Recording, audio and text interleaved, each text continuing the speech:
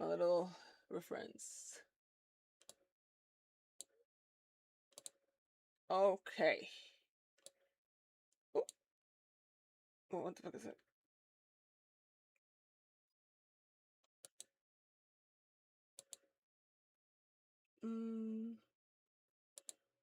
All right, there you go. All right, so I felt like doing another get ready with me today. I started. I was gonna start the second video of this Chinese nipple baby saga yesterday. It got cut short because I absolutely had to watch my friend react to the heart rate challenge of Love Island season 6. It is what it is, but I'm back and I'm ready to watch it now. So let's watch Nipple Baby spent millions to become a hot actor.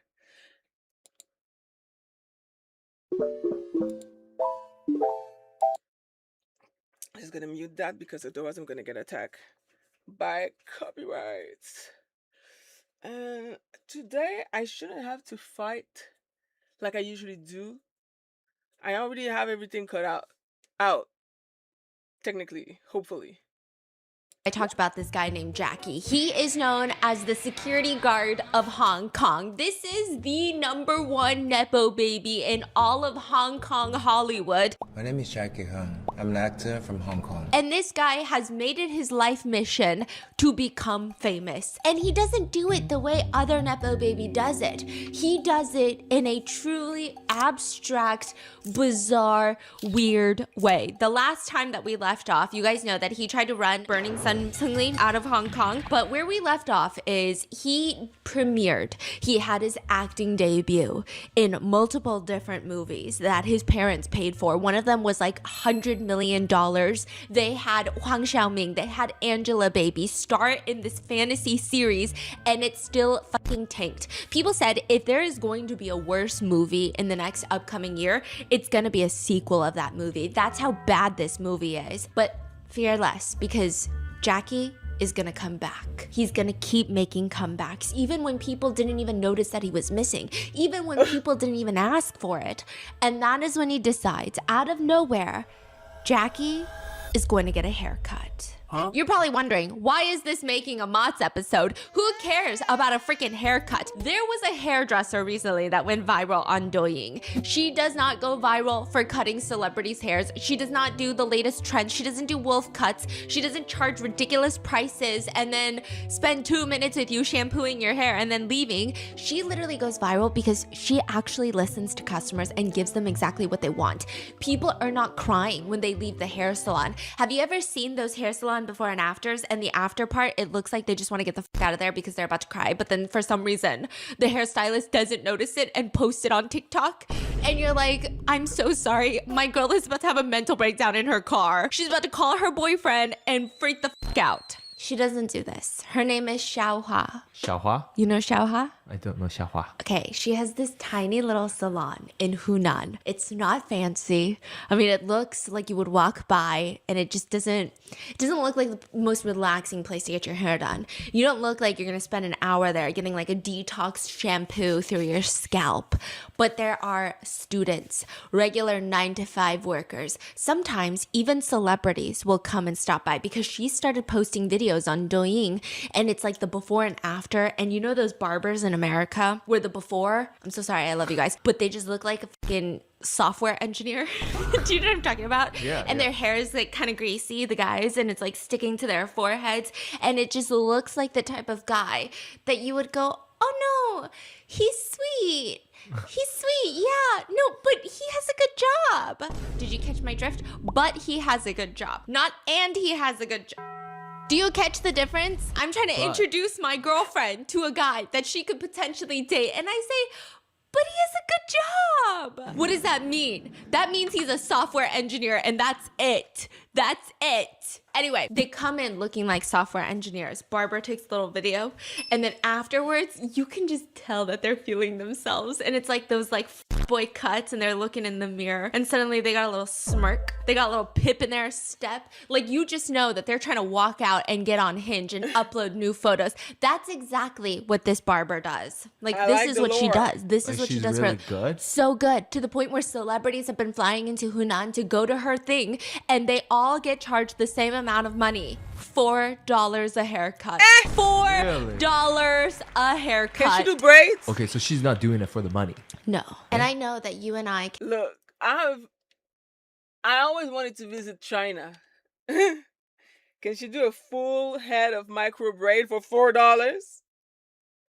It's only gonna be 18 hours on a chair. cannot fly to China to get our haircut, because less that would than no 6 longer if be a there's $4 multiple haircut. people. That would be multiple thousands of dollars of a haircut, because airline tickets are crazy. And I just want to say, here's a better alternative. Just use Pantene. That's it. I have nothing more to say. Today's video is brought to you by Pantene. If you guys saw my last video like a few weeks ago, you know that we went through a whole folder of evidence related to hair shedding. All I ever get are like exhibits. And honestly, it felt like the start of a horror movie. So now that we've seen the clues, it is time for the full story. Pantene made a cinematic trailer called The Shedding, and this is where everything comes together. So I'm gonna watch it.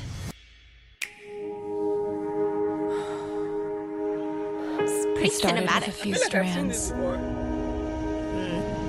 then a few more. And then it was everywhere, except where it belonged.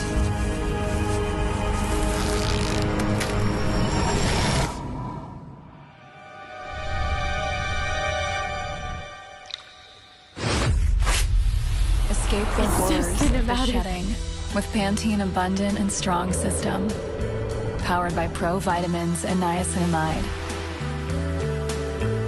Reduces hair loss by 85%. Grow healthier hair without the $180 price tag. Strengthen roots. Fight breakage. Oh, her hair looks so good. Stop the shedding with Pantene. Okay, I'm so for real. I started using this a few months ago, and I feel like, do you guys remember when I used to talk about my roots? I used to be so insecure. I used to put like basically eyeshadow in my hairline. Is that good for me? Probably not, okay? And it doesn't even fix the problem. And then I started using this. You have to use the whole system, okay? The Pantene Abundant and Strong System, it's such a big deal. It's a 3-step full regimen, and it also feels really relaxing. It feels like a whole salon day when you're doing it, and you can actually visually see less hair falling out. Even if you don't visually see it, which I'm telling you, you will, you're gonna notice it, because I used to have to do the little snake drain thing in our shower nonstop, and every day after I would shower, I would have to go in after it dried to get all the little hair clumps out so that I wouldn't clog the drains and the pipes. I don't do that anymore. You just give it 6 weeks.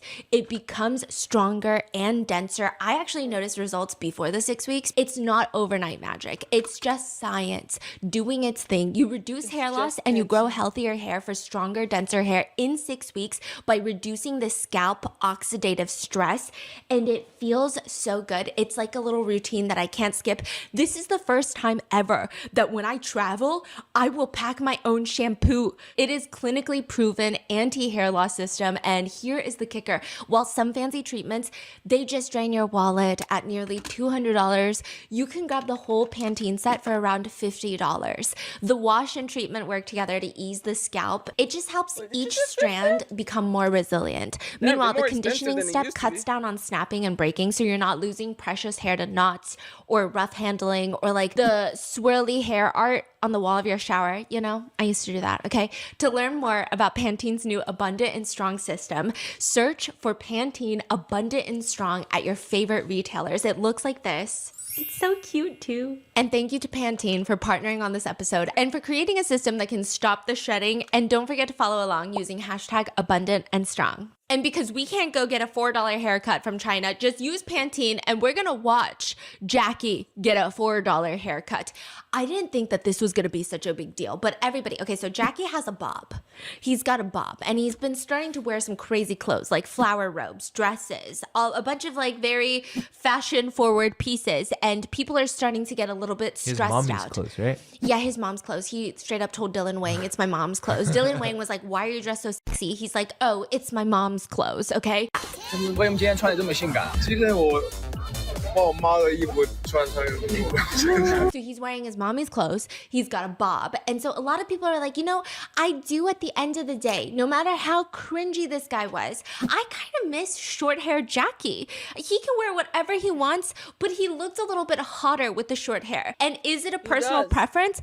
I don't know. I just know objectively, Jackie never brushed his hair. So I think that's why people didn't like his long hair. It just looked like it was fucking messy the whole day, every day. Yes. Everywhere he went, red carpet, it looks like it's matting.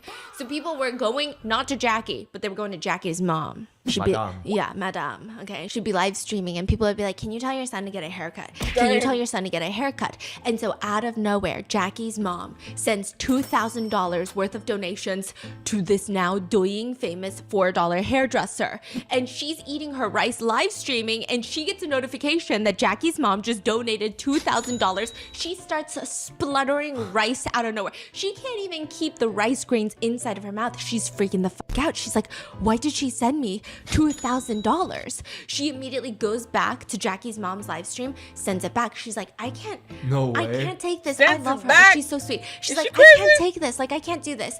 And Madam Xiang is like, just cut my son's hair one day. That's all I'm asking for. Take the money. I mean, Mama must have like a good life already because she charged $4 for a haircut and she's sending back $2,000. Like, that could never be me. What do you mean you get free money and you're like, no, I can't take it? Girl, shut the fuck up. What the hell? Consider it a future payment. And she's like, no, I'm not going to take the money. So they keep sending it back and forth, back and forth. And you never want to fight someone about money like that. Okay, especially like East Asians. I don't know. They just have a thing. You see like full-on fights break out at restaurants. And so she keeps sending it back. Madame Xiang then decides, I'm going to send her a Louis Vuitton purse. She can't send it back because shipping is going to be so expensive. And she only makes $4 a haircut. Why is Madame Xiang keep like sending things to her? She's trying to convince the hairdresser to cut her son's hair. Like come to his house to cut his hair. She's like, and I will fly my son to Hunan. Huh? Oh. Yeah, just Okay. please take my son as a client. Is this hairdresser so booked that she can't get her son in? No, that's not the case at all. So that's why people are confused. Yeah. Everyone is like, Madam Xiang, we just told you to make your son get a haircut. Yeah. He could have gone to like the celebrity hairstylist down the street in Hong Kong. He didn't have to fly to Hunan to pay $4. And then you didn't have to spend like $5,000 to get this doing famous hairdresser to cut your son's hair. This is confusing. This is Yeah. very confusing, right? Until you see the goddamn haircut. So now the hairdresser has this Louis Vuitton. No, I think it was a Chanel bag. I'm so sorry, okay? She's got this new limited edition Chanel bag. She doesn't really know what to do. And Madame Xiang is like, just take it. Just take it and take my son. And so it becomes this thing. Everyone is so excited for this live stream. It's like when, I don't know, Speed gets a haircut. Shut the haircut Really? is doing. Everyone wants to watch for some reason. So they're like, we gotta watch Jackie get a haircut. I'm usually a long hair girly, but this dude really does short hair better, in my personal opinion. Because I usually do prefer long hair too. I find that pretty hot. I don't know. Old Jackie's gonna come back with the clean cut hair. He's gonna look a little sexier. It's gonna be great, right? If he has to show up on our screens on a daily basis because he won't fucking leave any of the variety shows, he's everywhere, then at least be good to look at. So they're like, we're so excited for this haircut. He shows up 4 p.m. The haircut takes 6.5 hours. I'm gonna give you a before and I'm gonna give you an after. And if you're just listening to the audio version of it, he looks exactly the same. And it's a 6.5 hour live stream. I mean, if you were to come in 1.5 hours in, everybody's asking, why are we all watching him just sitting at the hair salon? What's going on? And everyone's like, shh, Jackie's getting a haircut. So this is intriguing, right? So Okay. he spent You know what? Actually, that's weird. because to this hairdresser who is known to basically give their oh my god, sorry, their client exactly what they want. And Jackie clearly doesn't want to have short hair anymore. So of course she's not gonna come out of the hairdresser that listens to her client. He's not gonna get what his mom wants. So her mom spent money, his mom spent money for nothing. That's not a right hairdresser to go to. That's a very interesting choice. A whopping 6.5 hours cutting half an inch from his bob.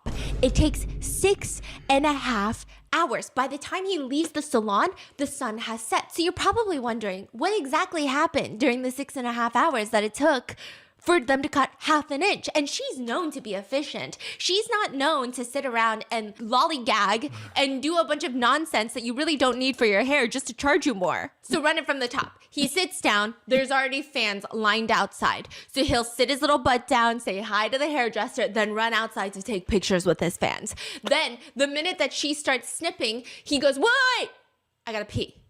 Then he runs to pee. And then he sits back down and she's ready to snip again. At one point, she's so stressed out by him, she's doing one strand at a time. There's a clip of the live stream where she's holding up one piece of hair, one strand of hair, and the scissors are hovering like 0.1 centimeters. He doesn't want his hair to be cut? I don't think so. Oh. Then he's like, hold on. Nature calls. I got a lot of business to take care of. Runs to the bathroom to take a poo, okay? And then in between, he's getting food deliveries. He keeps moving, pausing halfway, that she had to wash his hair 5 times because she does wet cuts, not dry cuts. And she needs his hair to be wet, but it's no longer wet because it's completely air dried every time he would get distracted. And then randomly, he'd be like, can we play some music? He would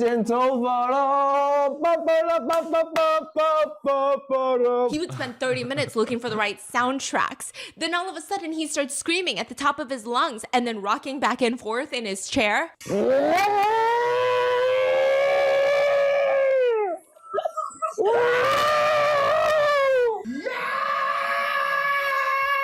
Then he's looking at himself in the mirror and he's feeling himself. I don't know why. There's no transformation yet. And he would just like beat his chest.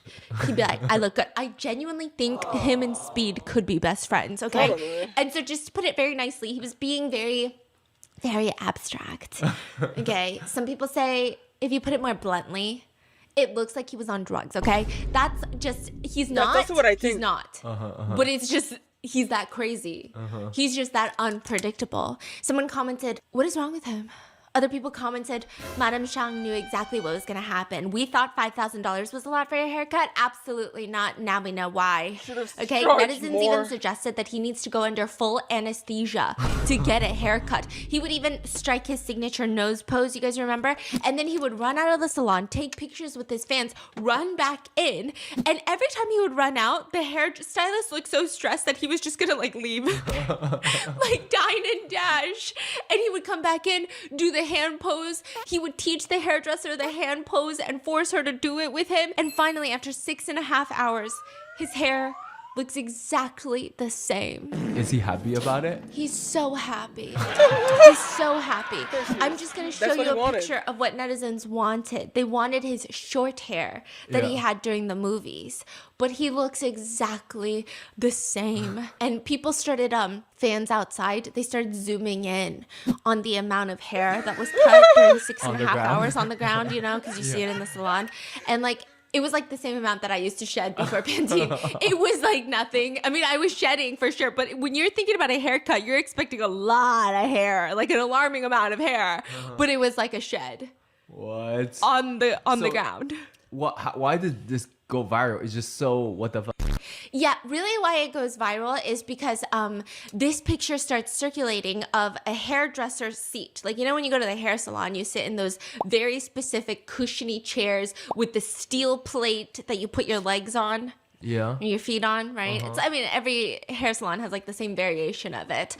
Well, there's like butt cheek imprints left on that seat that people started taking pictures of. And that's because Jackie's haircut took so long. He left like an indentation in the hair salon seat. And so that started going viral. I'm so confused. Just a picture of a salon chair? Yeah. And then, his whole antics of this 6.5 hour haircut starts going viral. He even got a kiss on the cheek. Nothing viral about him is normal. Yeah, nothing is like, I get why that's viral. Like, sometimes you're like, no, I get it. I get the appeal. Like, that makes sense why it went viral. Yeah. This guy, I don't understand it. The netizens are joking that not a single second was wasted during those 6.5 hours. He got his hair washed 5 times. He had it cut and styled. He hosted a mini meet and greet. He struck his signature pose nonstop. And he also accumulated more random viral moments out of it. On top of that, remember how he had like a whole shampoo commercial that he did? Yeah. Yeah, all the shelves were stocked with the shampoo in the background. So everyone is like, this guy is kind of a genius. We don't know what he's doing. But fans were so interested in this. They flew to Hunan. They took a train to Hunan to take a picture as sitting in the same indented butt seat chair that Jackie was sitting on. That's crazy. I'm telling you, fame is weird. Fame is weird. And Jackie loves the fame. He loves the attention, but not in a pretentious way. Like, you know how some celebrities, you're like, God, you love being famous and we can just tell. Like, you eat it up. The minute the attention is not on them at the Golden Globes, like, there are videos where they're like, why is nobody asking me about my dress? Like, that's the vibe. Like, you know that they love being famous. They just won't admit it. Jackie fucking loves being famous. One time he went to the mall and a security guard stopped him at the mall. And this is all recorded by a third party. The security guard is like, you need to report to us when you come out shopping. Immediately, Jackie looks pissed. I have to report to you when I'm out shopping? You have to report it. I'm shopping. Why do I have to report it? Jackie's facial expression is giving like nepo baby. Like, do you know who my dad is? Why the fuck do I have to report anything to you? And then all of a sudden, the security guard is like, of course you have to report it. You're a celebrity. Look at the traffic that you're causing. We have to make sure to keep everybody safe.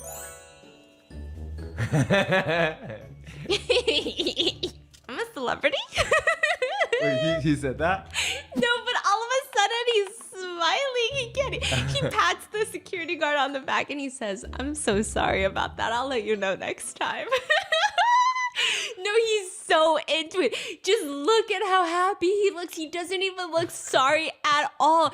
It gets to the point where Jackie is just straight up addicted to the attention. He's so obsessed with it. There was this like scheduled meet and greet at a university in China that he was going to, and everyone showed up waiting to meet Jackie. They want to do the hand pose. And so he gets out the car. His bodyguard is out there doing bodyguard stuff. The bodyguard is like, come on, back up. The bodyguard is like doing a lot. And Jackie is literally telling the bodyguard, no, you back up. Huh? The bodyguard leaves. He's like, I don't even know what I'm here for. I don't know if I can even fulfill my job. Because Jackie, I'm gonna show you like 10 pictures of Jackie. He tells the bodyguard to back up, and there is a whole swarm of fans that just start circling him. It looks like a crowd surge incident waiting to happen, and he's just in the center smiling so wide. He's sweating. He's getting smushed, rammed up on. People are grabbing at his jacket. He's just smiling the whole time. He can't get enough. The bodyguard later goes online and is like, I literally don't know what I was doing there, so I left after like 5 minutes because clearly he didn't need me. He didn't want me there. That's crazy. Yeah. He didn't even want his bodyguard there. In another incident, he was filmed going to his hotel and a bunch of fans show up at the hotel lobby, which is really dangerous for celebrities. Like, a lot of celebrities would be really stressed, understandably, pissed off, freaking out, anxious, probably running upstairs to grab their stuff to go to another hotel. Like, this would be a huge security problem, right? They're all in the lobby just filming him. He's like loving it. He's walking through, he's holding his hand out to everybody, shaking everybody's hand. And thankfully, everybody was respectful. Nobody got into the elevator with him.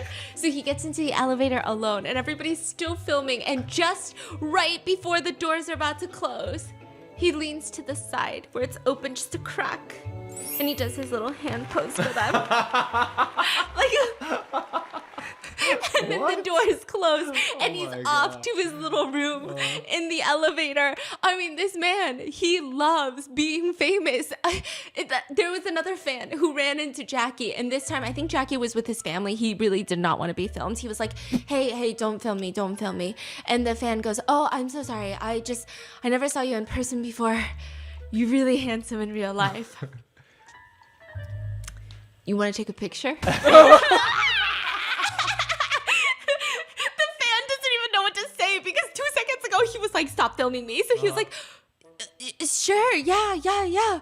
So for 1 second he's like, don't film me too. You want a picture or something? Okay. He's like you. You look good today. I like your hair. You want to do it? What? Wait, what? I mean, you want a picture? Sorry.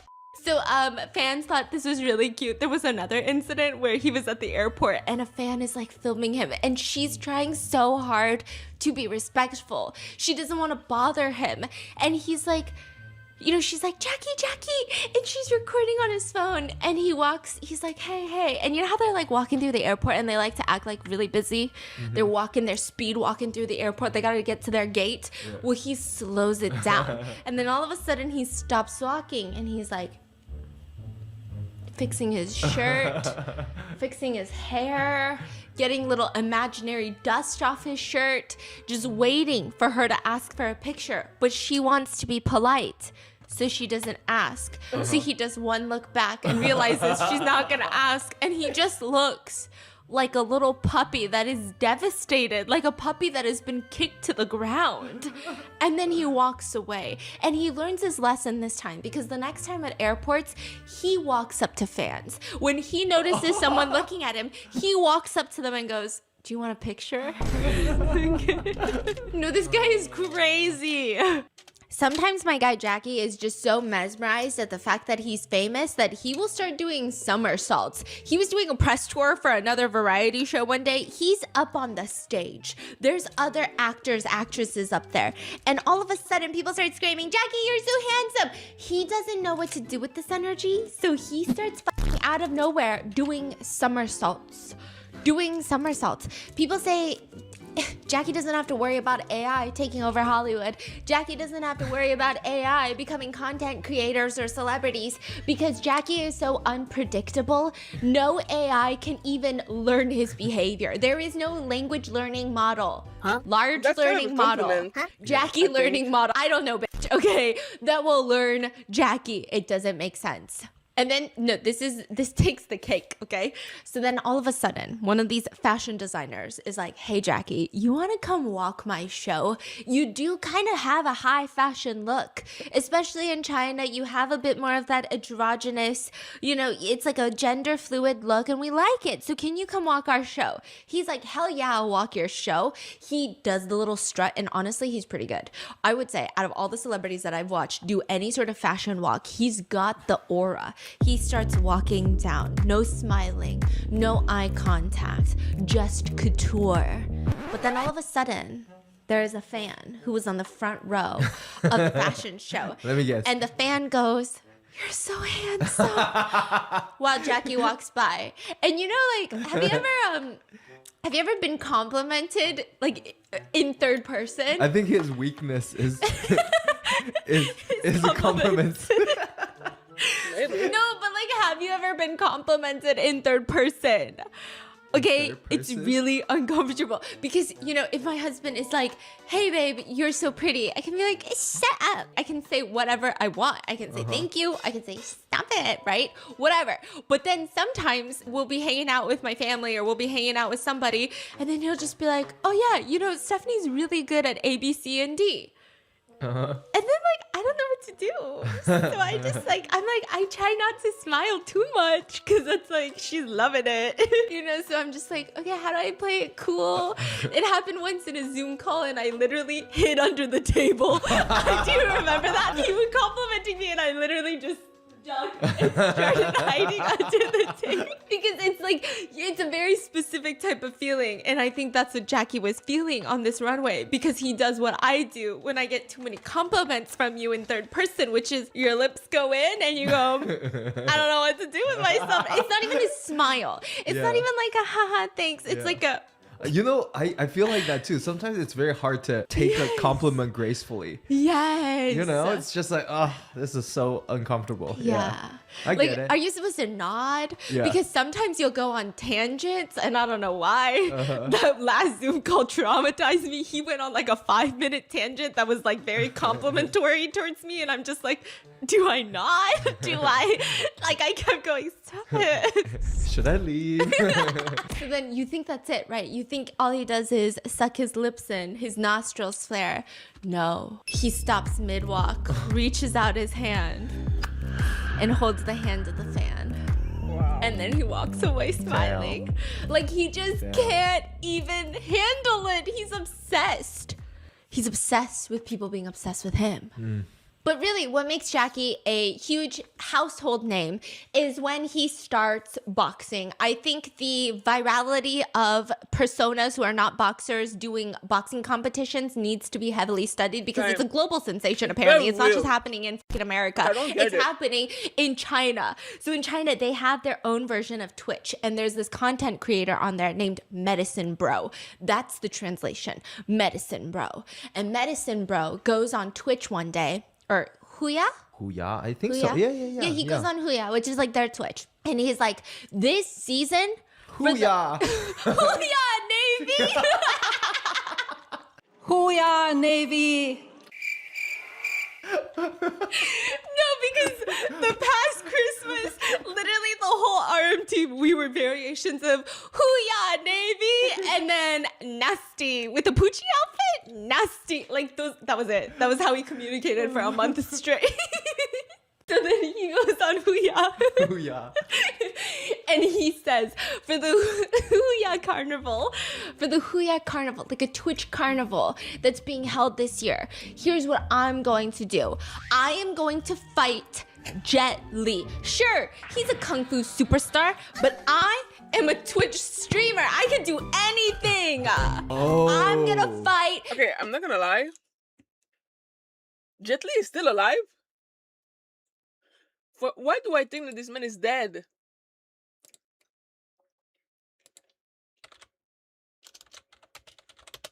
Oh, whoa, I put a Indian. Oh, he's still alive. Why did I thought he was dead?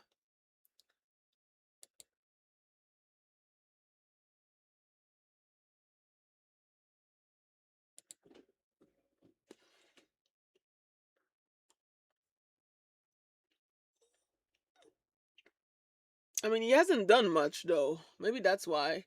He was in Mulan.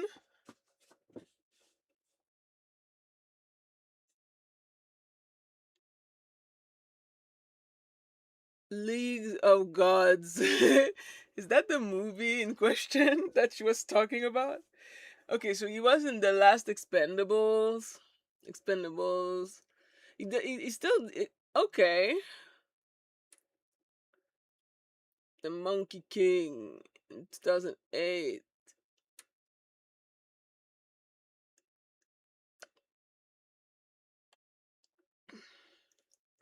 He doesn't do much, so I'm guessing he's just chilling. Oh well, good to know. Jet Li. And you guys know Jet Li. He's the Jet Li. Yeah. And so people are like, who are you to fight the Jet Li? Yeah. You're absolutely out of your mind. You're literally just a fucking streamer, okay? Get in your lane. And so they're like, if you want to fight Jet Li, at least fight his apprentice first. So then he's like, who the fuck is Jet Li's apprentice? I didn't even know he had one. So people start tagging Jackie. Okay? And Jackie does not back down. No. And Because he runs Hong Kong. exactly. setting And him Medicine up. Bro was like, bro, I don't care who the fuck Jackie is. I'm gonna knock him out in one punch. So then Jackie tweets, I heard that you can knock me out in one punch at Medicine Bro. Okay, Medicine Bro didn't really know who Jackie was, didn't know Jackie's family either. Clicks on Jackie's profile mid-live stream, live, okay? He looks at a few of Jackie's pictures. And he goes, I was just kidding. I was just kidding. Also, I didn't know you were married to Sister Bea. Okay, I'm her fan. So I'm sorry. Wait, so what is he scared of? Like, because Jackie looked like he can fight? No, because Jackie is Madame Shang's son. And he's like, I don't even know what I'm doing right now. Like, I was just fucking around. I didn't even...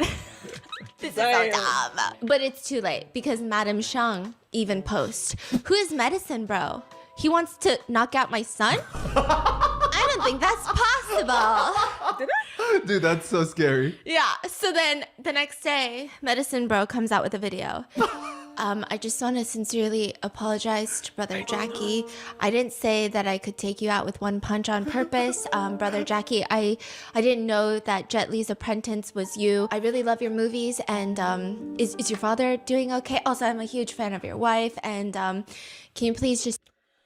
My brain is processing shit, and I was half asleep-ish. I didn't miss anything from what Stephanie was saying. But did I put concealer on my other eyes? I feel like I didn't.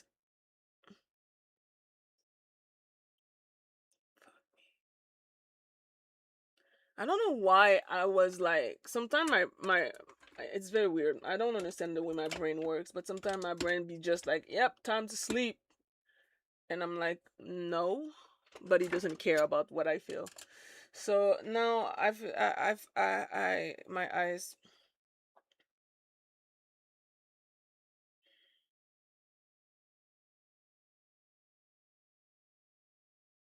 Why my life has to be so annoying? spare my life this one time, please? Please? What does he look like? Medicine Bro? Yeah. Like my dad. Like, I don't know. Like an old dude? I mean, he's a little out of shape. Okay, here's my dad, right? So we're trying to get the whole family in shape. And have you ever heard that saying, what's in motion stays in motion? Yes. So our whole family has been really into pickleball this last year. We're so lame. It's not even a real sport. I get it, okay? I get it. We've been really into pickleball. And my dad started playing pickleball. He's like mid-60s. And he's a rotund dude. He got a belly on him, okay? And so every time he starts running to get the ball, he can't stop. He can't stop running. What's in motion stays in motion. He will run until he runs into the net. Because what's in motion stays in motion. Yeah. And that's what Medicine Bro kind of looks like. Not as extreme. He's not on physical 100. He's not on physical Asia, He's that's for sure. Starter. Talker. Yeah, he's a League of Legends player. I think that is a better description, okay? Not that anything's wrong. He's definitely a shit talker. LOL. That was a really good law. So then he's like, I'm so sorry, Jackie. And Jackie's like, adults? You're an adult, right, Medicine Bro? You have to take responsibility for your words. Let's go against each other when you're free.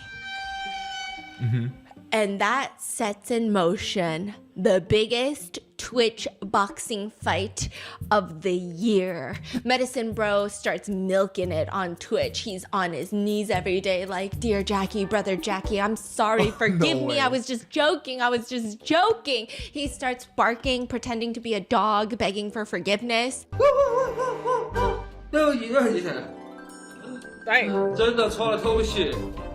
I don't know what it is with live streamers and barking. There's some sort of like cognitive association there that needs to be studied. I genuinely think so. Man. And he's like, I'm really sorry. I'm so sorry. But at this point, it's too late. Even Madame Shang reposted the poster promoting the fight. So everyone's like, hell yeah, it's gonna be the battle of men, which is what it says on the poster. I mean, these are not like the coolest men or the hottest men, but everyone's very excited. May 15th, that's D-Day. So they show up. Medicine Bro is live streaming in the back room of the boxing ring. He's laying on the couch. He already looks like he's been knocked out. His belly's up in the air, belly button to the sky, praying to God. He's doing a lot. Like, he's looking very stressed. And in his mind, he thinks Jackie is the boxing pro. Now, Jackie is not a boxer. He trained Kung Fu, which is not boxing. That's like saying, I know pickleball, so I'm a tennis player. Like, that's not the same thing. It's a little bit different, right? But he did have that movie movie, remember? My Boxing Boyfriend? Oh yeah. Yeah, so he's worn boxing gloves before. Medicine Bro has never even put on boxing gloves in his life. So he's like, I'm just gonna get my ass wrecked. I'm gonna get it handed to me. They get up on the stage in the boxing ring and they start boxing. Jackie's whipping all the punches out. He's winding it up. Boom. It's like really slow motion too. He's like taking time to wind it. Boom. They get 1 minute and then breaks. 1 minute of fighting. Boom. Break. 1 minute of fighting. Boom. Break. I mean, I don't know if I'm just a girl who doesn't know sports, but like 1 minute seems really little. Like, I feel like you should have more energy than 1 minute. That's a really short amount of time. You should be embarrassed. I'm just kidding. So he's winding it up. Bop, bop. 1 minute over. Break. Every time after the break, Medicine Bro has more protective gear on. He comes back with headgear. He comes back with like a neck brace. He comes back more and more gear. Is it goofy around? I would say it seems goofy because Medicine Bro doesn't pack not even one punch. He doesn't even throw a single punch. He's just taking it. Yeah, it's like Adam 22. Bum, bum, bum, bum. Boom, boom, boom, boom, boom. Like over and over again, and he doesn't even throw a single punch, which that makes me believe, was the Adam 22 fight rigged? I only saw like a minute of it, but I wonder if it was rigged. If you guys have no idea what I'm talking about, don't go down the rabbit hole because it's actually gnarly. But anyway, so he's getting bonk, bonk, bonked. Eventually, Jackie wins. Who Adam 22 is? And so everyone's like, this is a little bit suspicious because Medicine Bro, he's a little bit bigger in stature. He couldn't even do one punch for himself. So they start digging. They start looking down the rabbit hole. And guess who is signed with the MCN network run by Madam Xiang? Medicine Bro? Medicine Bro. This is a promotional skit for him? See, we don't know if this was rigged from the get-go, where Madam Xiang and Jackie were like, okay, we're gonna do this, but you're not gonna throw a single punch on my baby, on my son, okay? Or if Medicine Bro is just so smart, that he's like, I'm not trying to do that. I'm not trying to be dumb. Because what happens afterwards, it's like they switched career trajectories. What do you mean? Have you ever seen the movie Freaky Friday? I've heard about like switch body, right? Yeah, you switch bodies, right?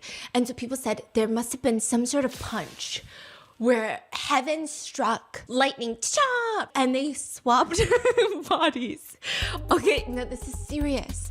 Hear me out. Because afterwards, Medicine Bro has always been a I feel like you're looking at me like I'm a conspiracy theorist. No, I'm hearing you. You're looking at me like I am telling you the earth is flat. No, I'm like, listen to your Jesus. Tell me more. Punch, zazang. They swap bodies. Medicine Bro's career has always been about being the ultimate troll. After this fight, he becomes a bodybuilder. He gets jacked. Damn. He's in the gym every day, just creatine, pre-workout, 50 grams of protein, just getting buff. Jackie becomes a troll, even more so than before. Okay. He like completely leaves the kung fu side of him. He leaves the cool workout martial arts side of him and just becomes a fucking internet troll. And so people think that their destinies, their fates actually swapped during this fight. Whoa. And this reminds me of the thing that I've been watching on TikTok recently, which is don't pick up cash on the street. See, I say that, but in this economy, we should all be picking up cash on the street. However, there were a bunch of people saying in China and other East Asian countries, and maybe some other cultures too, you let me know, but they were saying that if you have a really bad dream or like a really bad luck, really bad fate, you are supposed to think of that dream or think of your fate and roll it up into paper bills, real money, cash money, baby. Okay, roll it up, throw it on the street. Whoever picks it up is swapping destinies with you. Okay. I don't see anybody doing that, but okay. All right. Okay, so then that's what happened to Jackie because everything he does afterwards is a hot mess. Do you remember this show, Everyone Stand By? The acting show. He was on there, correct? He was not on that show. It's called Memories Beyond Horizon. It's another acting show with the same mentor Wu. So he goes up on that show and he is just so desperate to be an actor. And he tells everybody, listen, my life is hard because even though my dad is Charles Hung, I'm sad because nobody wants to do movies with me. Even though I'm a second generation nepo baby, I have no movies to even act in. I feel like I'm useless because I have a beautiful wife, a powerful father, a very rich mother, but I can't even get an acting role. And he's like so emotional about this, and everyone is like, okay, this is so bizarre. Even the judges are looking at him like, I'm sorry, I don't even know what to tell you. So they're like, okay, well, give us something to work with. Why don't you act out a scene for us? And he's like, okay. Have you ever heard of Death of Mozart? It's like a movie. He's like, I'm gonna recreate one of the scenes. And he sits down and his nostrils start flaring. Oh my god. For the first time, I feel empty. Tonight, somewhere in this city, there's a child in a hotel room, laughing mindlessly, not even needing to put down his toys. He can simply jot down a few notes on paper and make all my hard work meaningless. So this is when I think Mozart is, I'm not even gonna act like I know what's going on. Okay? So then he's like, thank you for awakening this unbearable desire to serve you. So many people go through life indifferent, yet you make me here. This is like his entire cadence throughout this entire acting thing, just up, down, so dramatic. I don't know the exact emotion he's trying to portray. At this point, all the judges look like they're holding in their farts, and all the comments are just saying it's because the family runs Hong Kong. They still have to go back to Hong Kong, all of these judges. And you can just tell that they're being overly nice to Jackie. Even when he's like the worst person ever, you can see the nepotism working in real time. Except for Mentor Wu. He has the hardest time doing 표정 관리, which is like face management. And so he's just laughing at one point and he just keeps going, and everyone's trying to make Jackie feel better, and they're like, it's just, I think it must be really hard for you because you're not that good at Mandarin and you're still speaking more Cantonese, and so maybe the sudden shift. And he's like, no, I'm actually like really good at Mandarin these days. I'm studying really hard.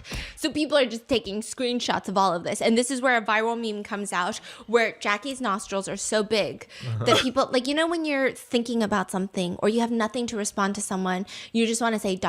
right? Like, I don't know what to say. And so people started sending this meme where it's just ... Jackie nostril ... and it's just like ... and it's his nostrils. And they're flaring mid-scene on this show. Nostril ... And all the comments are like, can't you just go back to being a rich second gen? Why do you have to be an actor? And he's just torturing the judges on this show. At another point, all of the mentors, they have to come up with their own show that they have to produce with these like actor trainees. Mentor Wu, he has his own plot line where it's going to be based off of this famous broadcaster. Jackie walks in the door because he wants to audition for Mentor Wu's film, and Mentor Wu does not want Jackie to audition for his film, and he just immediately is like panicked. He's, what are you doing in here? Why are you here? What are you doing in here? And he's like, I would like to audition for your role, please. And he's like, what? Why are you auditioning for this role? What's going on? And he's visibly very stressed. Mentor Wu is panicking. Like, I don't understand why you even want to be in this. I think I can do really well. Teacher, I just want to audition for the role of the male broadcaster. He can do anything for his future and his girlfriend, and I think that's somebody that I can resonate with. Immediately, Mentor Wu is like, he starts thinking of all the reasons it doesn't make sense. And he's like, well, you know, here's the problem, right? My guy, the broadcaster, has short hair. You have long hair, so I don't think it's gonna work. Jackie is like, hold on one moment. He goes off camera. He ties his hair up. No. He ties it in a bun. And he comes back. And from the front, it looks like short hair. But the producers, they know what they're doing because they pan to the back. And everyone says, you ever walk into like one of those mid-range Bank of Americas in the middle of suburbia? and you ask for the manager. This is the manager that comes out. He looks like a female bank manager, and that's just, Damn. this is the lady who cleans of the it all. dishes in the back. People were commenting all of this. So Mentor Wu is like, wait, can I see the back of your head? No, it's not gonna work because we can't just do one camera angle where it's the front of your head. I don't like this whole bun situation. It's like clipped in a bun. Like when I use my hair claw to clip it in a bun. So he's like, no. So then Jackie is like, okay, hold on. He goes back, comes back out with a ponytail. Okay, and people start zooming to the back. What is going on? And he's like, oh my gosh. And all the comments are like, hey, so even if you're not rich, you can actually find a wife hotter than this in any village. Like, people are just being so brutal because I think it's his outfit. I think it's his face and the way that they tied the pony. People said this looks like a really, really hardworking sales lady at a department store. Like, that's the description of his aura with his hair tied like that. It's not broadcast star. And so Mentor Wu is like, the hair is just not where I'll cut it. I'll cut it if I get the role. You're too skinny for this role. I need someone that's a little bit thicker. I will eat all day, every day for this role. I will gain weight, sir. Please choose me, please. I can eat more. Mentor Wu looks like he's half crying, half laughing. He doesn't even know what to do at this point. Jackie won't budge. Please accept me. Please. I won't let you down. Please. Okay. Just sit down. So Mentor Wu, he's got 2 male roles. One is the male broadcast lead that Jackie was auditioning for. The other one, I think, is like a janitor or something, or like a volleyball coach. No, I don't know. Something like that, okay? It's like a really random side gig, okay? He gets that role. Jackie's over the moon. He's so happy. And everyone is like, I'm so confused. He's so passionate about acting. He could just be a rich guy, but he insists on acting for us. Like, we don't know what's going on. And so all the comments are saying, Mentor Wu, you need to be better with your face management. Did you forget that your son goes to school in Hong Kong? Mentor Wu's son starts tweeting. And he says, I've actually never met a man named Mentor Wu, and I was never admitted into college. I actually don't know how to read or write. This is all done through voice memo note.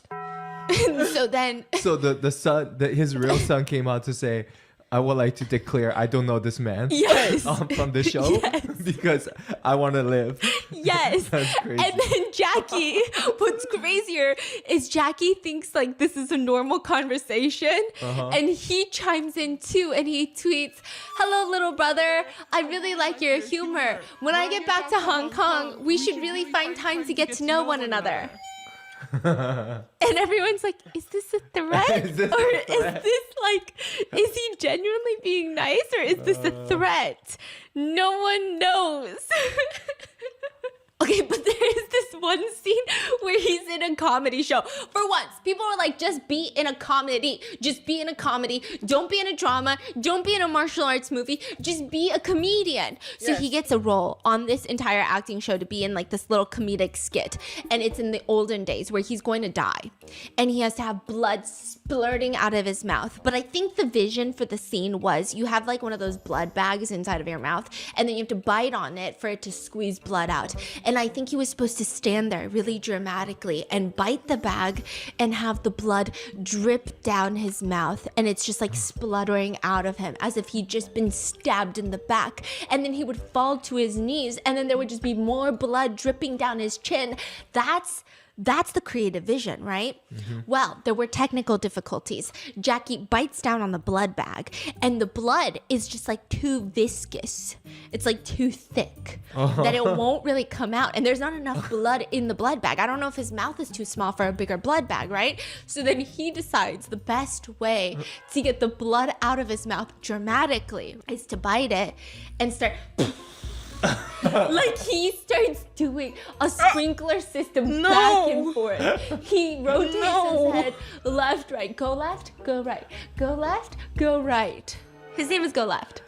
Go left, go right, go left, go right. Just splurting the blood out. Then he falls to his knees. He gets down and he's supposed to be dead, right? But I think he bit again and there was a little bit of blood left and he doesn't want to waste any of the blood. So then he gets back up and starts splurting more blood out into like an ocean spray. Like a cream mist that you spray onto your face. Doing? That's what he's doing.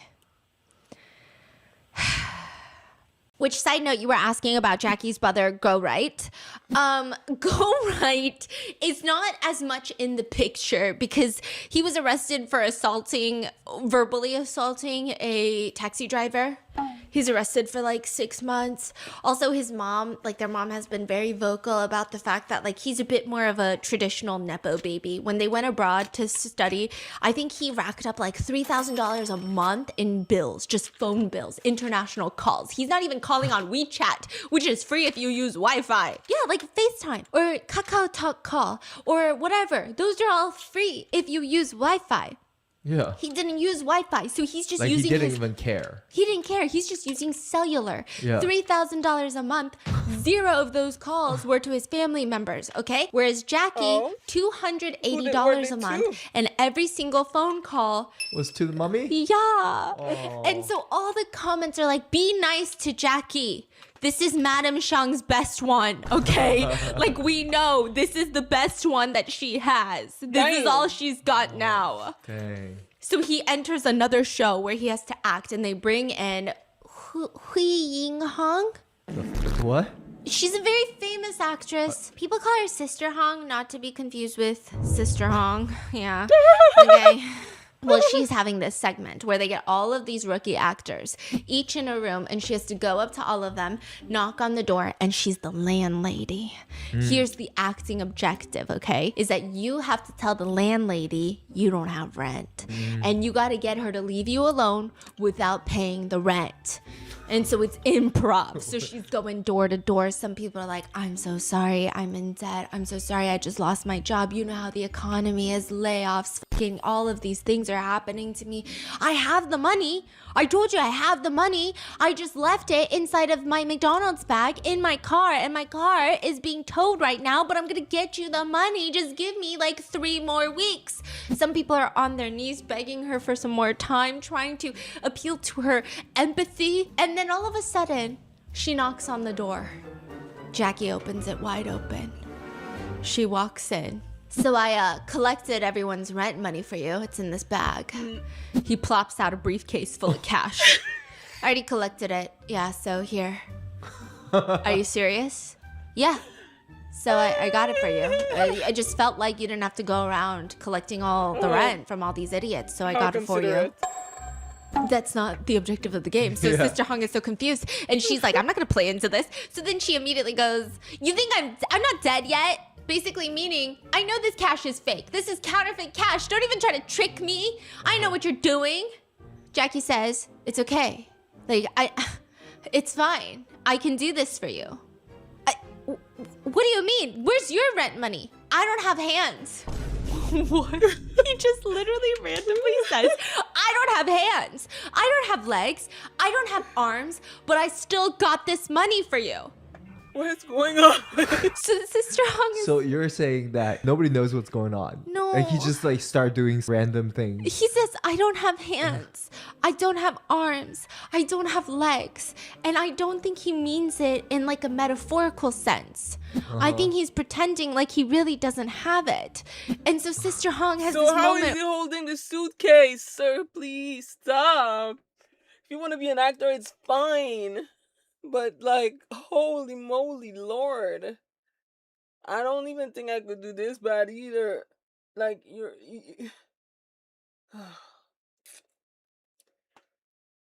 I can't. I'm sorry. Where she doesn't know what to do. And I think she sees her career flash before her eyes because this could go wrong in so many ways. And so she just pokes at his arm and goes, what is that? And he just ignores her and says, I'll continue collecting rent for you. Doing what? Collecting rent. Why do you have to go around begging everyone for money, begging for rent every single day? I don't even want the rent. Wait, why is the rent his? Like, she's so confused. Yeah. Wait, the rent is mine. This is my house. Dude, this is like a fever dream. I don't even know what I'm listening to right now. Sister Hong is like, No. This is my house. This is my house. No, I'm telling you, I don't need the rent. It's fine if you don't need the rent, but I need it. This is my house. What are you talking about? Just what are you talking about? And then all of a sudden, he slaps himself across the face. Oh my god. Bruh. And every time she tries to tell him to give her the rent money, he slaps himself harder and harder and harder until she says, finally, it's okay, I don't want it anymore. I'm done. And then when he's leading her out, he says, Sister Hong, if you have any issues, you know where to find me. No. I'm never gonna find you. I never want to come Please. looking for you. I never want to see you again. And she leaves. And everyone's so fucking confused. No, genuinely. What is happening? I don't know what's happening anymore. And so these are all of the things that Jackie has been up to. But I do have to talk about his latest endeavor, where it was announced he was going to be featured in this massive webtoon recreation. People had never heard of it, which is weird because if something is massive on webtoon, everyone knows it. Like Marry My Husband is based on a webtoon, right? So people start looking into it. It's not massive. It's just marketing. And the authors of this little webtoon are Jackie's cousins. Now, here's where it gets weirder.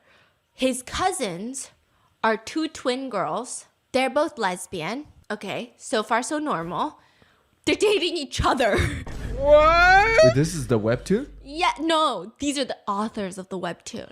Jackie's cousins wrote the webtoon. These two cousins are lesbians and they're dating each other? Yeah, and that's not fictional. These are the author of the webtoon. Like, are they cousins to each other? No, they're Jackie's cousins. Yes. They are twins. And the twins are dating each other? They're both girls. No, you're kidding me. They're both lesbian. Is that legal? What's happening I don't here? think it's legal. I don't know if they're just extremely illegal. doing How it do to we get know that? clicks online because they're like posting about the love of my life. Who the fuck is at my door?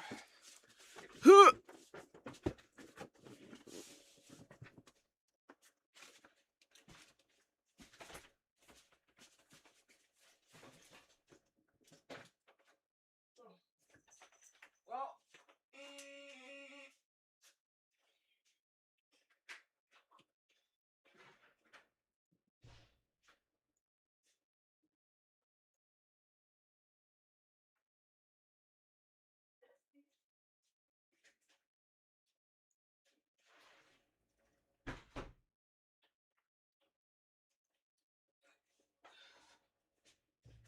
well, if you say one word, you're going back in the room. Still don't say one word.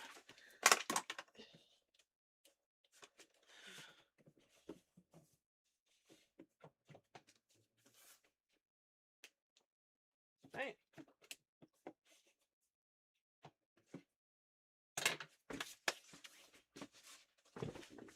All right.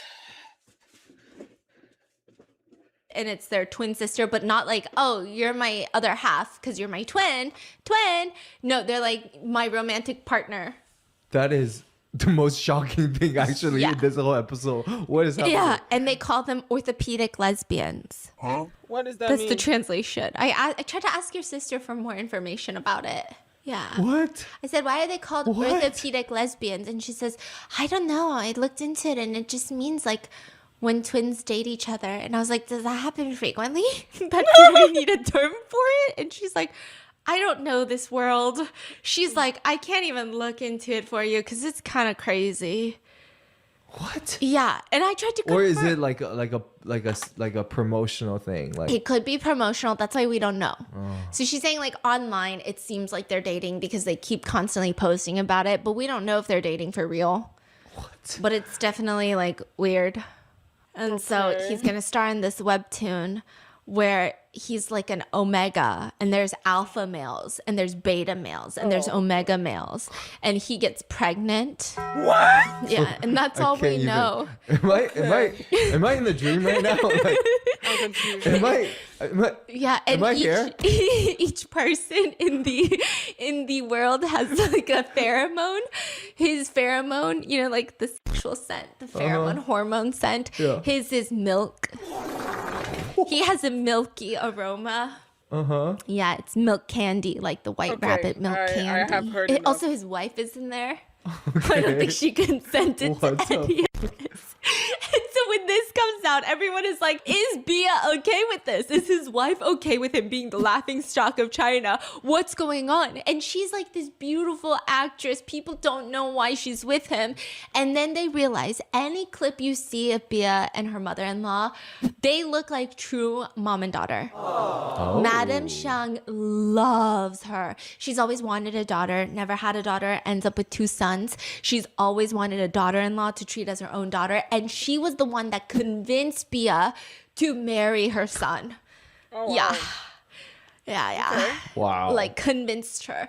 And so there's this new sentiment in China that is revolving around this family dynamic, which is like when you have a mother-in-law that loves you that much and is wealthy, who gives a fuck about your husband, okay? Because people are like, you're gonna marry a husband, he could turn out to be shit.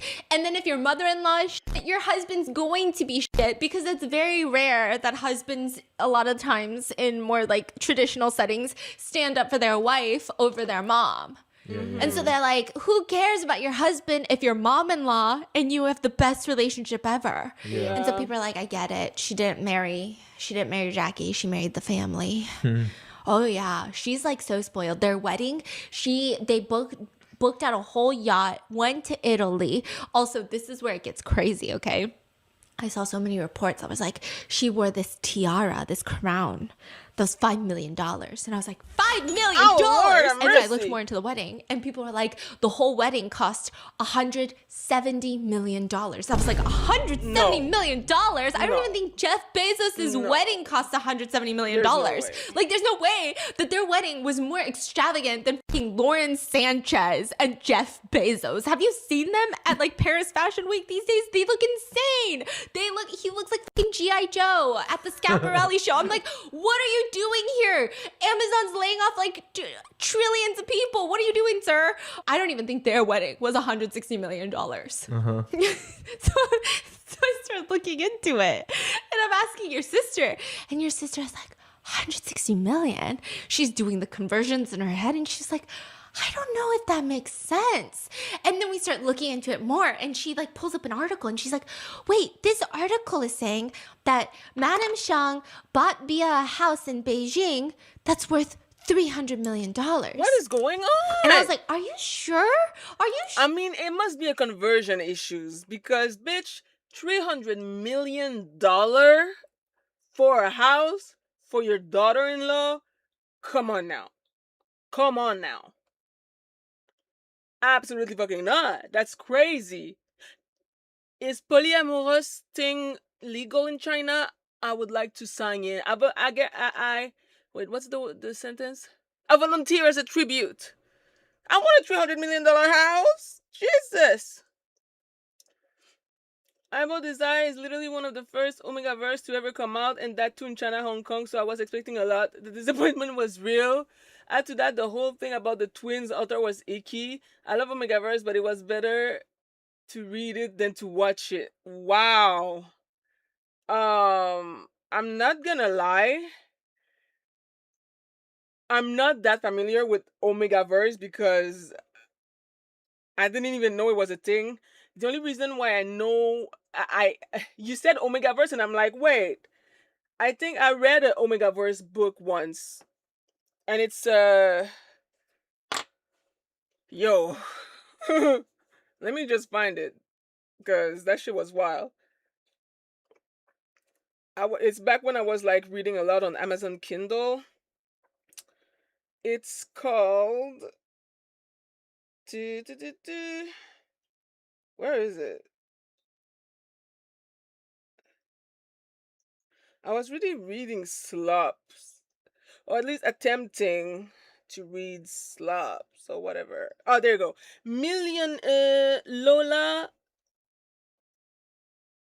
Lola Millionaires. Lola the Millionaire? Something like that. Anyway, it's this girl, and she meets a beta and then the beta has a pack, and then everybody in the pack basically all starts falling in love with her one after the other. So in the end, I think she ends up, and they're all rich, of course, because of course they live in a fucking giant mansion in the middle of New York, because of course they have an amazing life, because of course, and they literally all, she end up moving with them, and she's living her best life with 7 hot guy who would literally jump in front of a fucking train for her, running a train on her consensually. Yeah. That was interesting. I need to finish the last book, but yeah, I that was definitely interesting. I think the reason why I ended up reading this book is because I was looking for a non-rapey, what's it called again?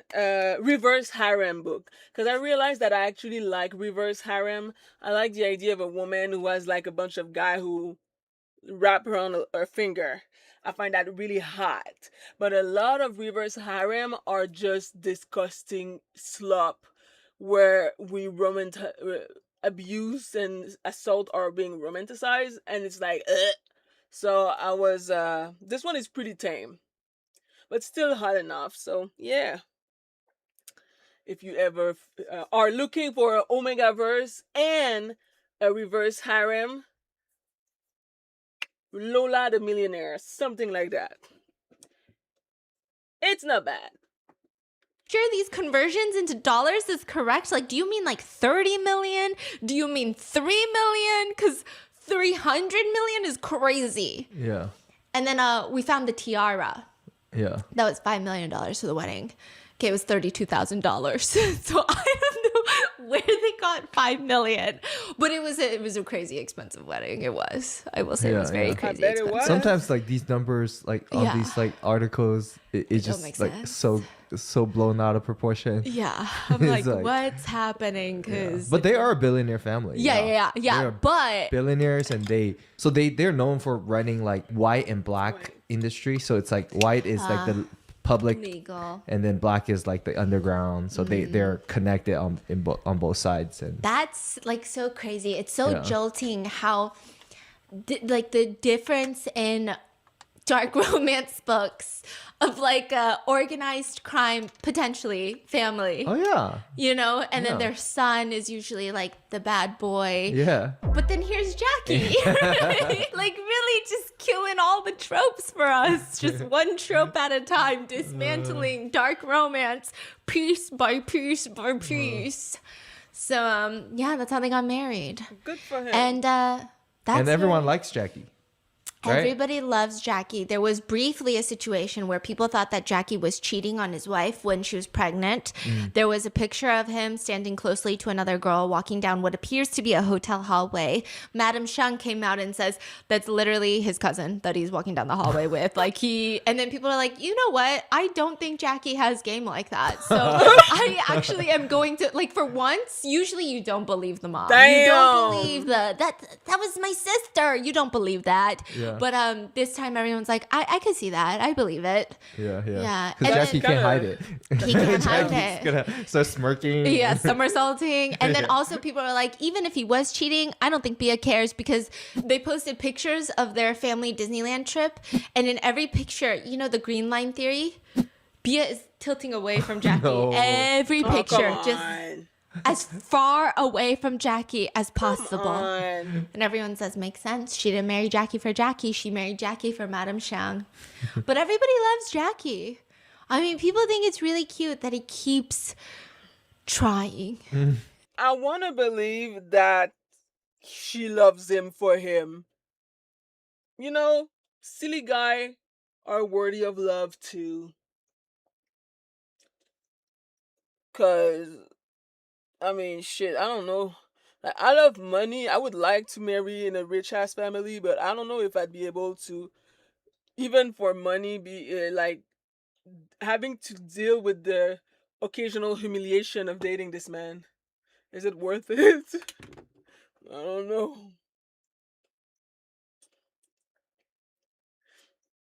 Crazy. Wait. He never stops trying. I get it now. I get it. You get the appeal now, right? Yeah. Like I try to look into it for the longest time. Never understood. I will watch like a couple minutes here and there. I'm like, what are they talking about? After this, I get it and I don't get it. Yeah, it's like I don't get him, but I get why we like him. Yeah. He seems I get very why he's so genuine. viral now. Yeah. Yeah. And I don't even think he's trying to be viral. Oh yeah. He's definitely abstract. Yeah. What are your thoughts on this? Let me know in the comments. But I My guess all thoughts I'm on going to this? leave you with now is What? all I'm going to leave you with now is look left, look right, look at the Pantene at your local retailer, and I'll see you in the next one. Wow. I usually, you know what? I'm gonna do another one. This one looks juicy.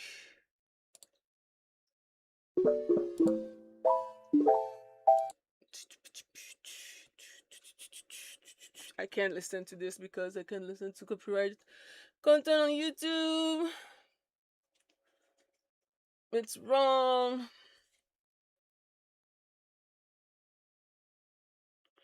Agua. I have two Damn, disclaimers for today's episode. Disclaimer number one, if I'm squinting a lot, it's because I've been dealing with some eyeball dryness. I don't even know. I've been lubricating, I've been re-wetting, I've been doing all the things that the eye doctors tell you to do, and it just has not been solved. So that's number one. Number two is I am mentally unprepared, but prepared to be canceled by incels and football fans on no. Twitter. And you know what? It's just gonna happen, and joke's on them because I don't even go on Twitter. I only do for research. I'm scared to talk about sports. This is like one of the motts. I'm never scared to touch a motts. But this is one where I'm like, ooh, I don't know. I've been putting it off, but it's been so highly requested. We are going to be dissecting the very messy love. What's bigger than a triangle? A love hexagon, a love octagon of the wags of Argentinian soccer players that I just didn't even know that it could get this messy. So we did work with our Argentinian researchers on this, and she just gave me like a very firm warning. She was like, you know how in America, for Thanksgiving, you don't want to talk to your uncle about religion or politics? In Argentina, we don't want to talk about religion, politics, and football. They call it football, so everyone calls it football. I don't know why we call it soccer, okay? They don't like to talk about soccer. That's how divisive this topic is. But we're about to dive right in. Let me introduce you to... Oh my God. You got this. I'm so upset. Let me introduce you to player number one. CEO is the position that she has on the field. Her name is Wanda. From listening to his lore, he does sound like a good guy, but you don't really ever know. True, we really don't know. It's 1 a.m., so I'm gonna go sleep. Night, night. It was a pleasure to talk with you. Take care. Wanda Nara. She's very Yeah, important. Wanda. She's the main character in probably the next 3-part episodes of Mods because her life is batshit insane. She's Wanda. She looks beautiful. Her superpower is monetizing heartbreak. That's her biggest thing. She can do it and she does it well. And you'll be so confused about how you even feel about her by the end of this. You keep flip-flopping. Her iconic quote is, "Another family that you destroyed, you bitch, you cunt." Her weakness is her Instagram stories. If you think that you've had a private conversation with Wanda Nara, no, you fucking didn't, because it's about to end up on her Instagram story. Let me give you the lowdown on the history of Miss Wanda.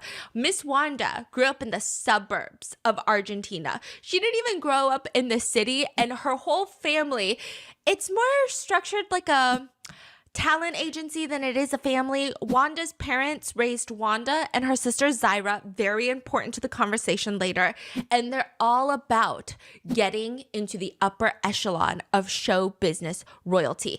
Are they nepo babies? No, they're like just a middle-class family. But her parents have been prepping her since day one. They're like, this is the fastest way that you're gonna get out of the burbs, the suburbs, and into the big city.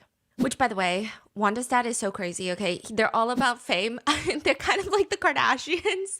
Wanda's dad would later be the guy that will do interviews about Wanda, his own daughter's most private, painful moments in life. And his t-shirt is like a Formula One car, just sponsored company labels all over his t-shirt while he does interviews. He's getting paid. Oh, yeah. Like a NASCAR car.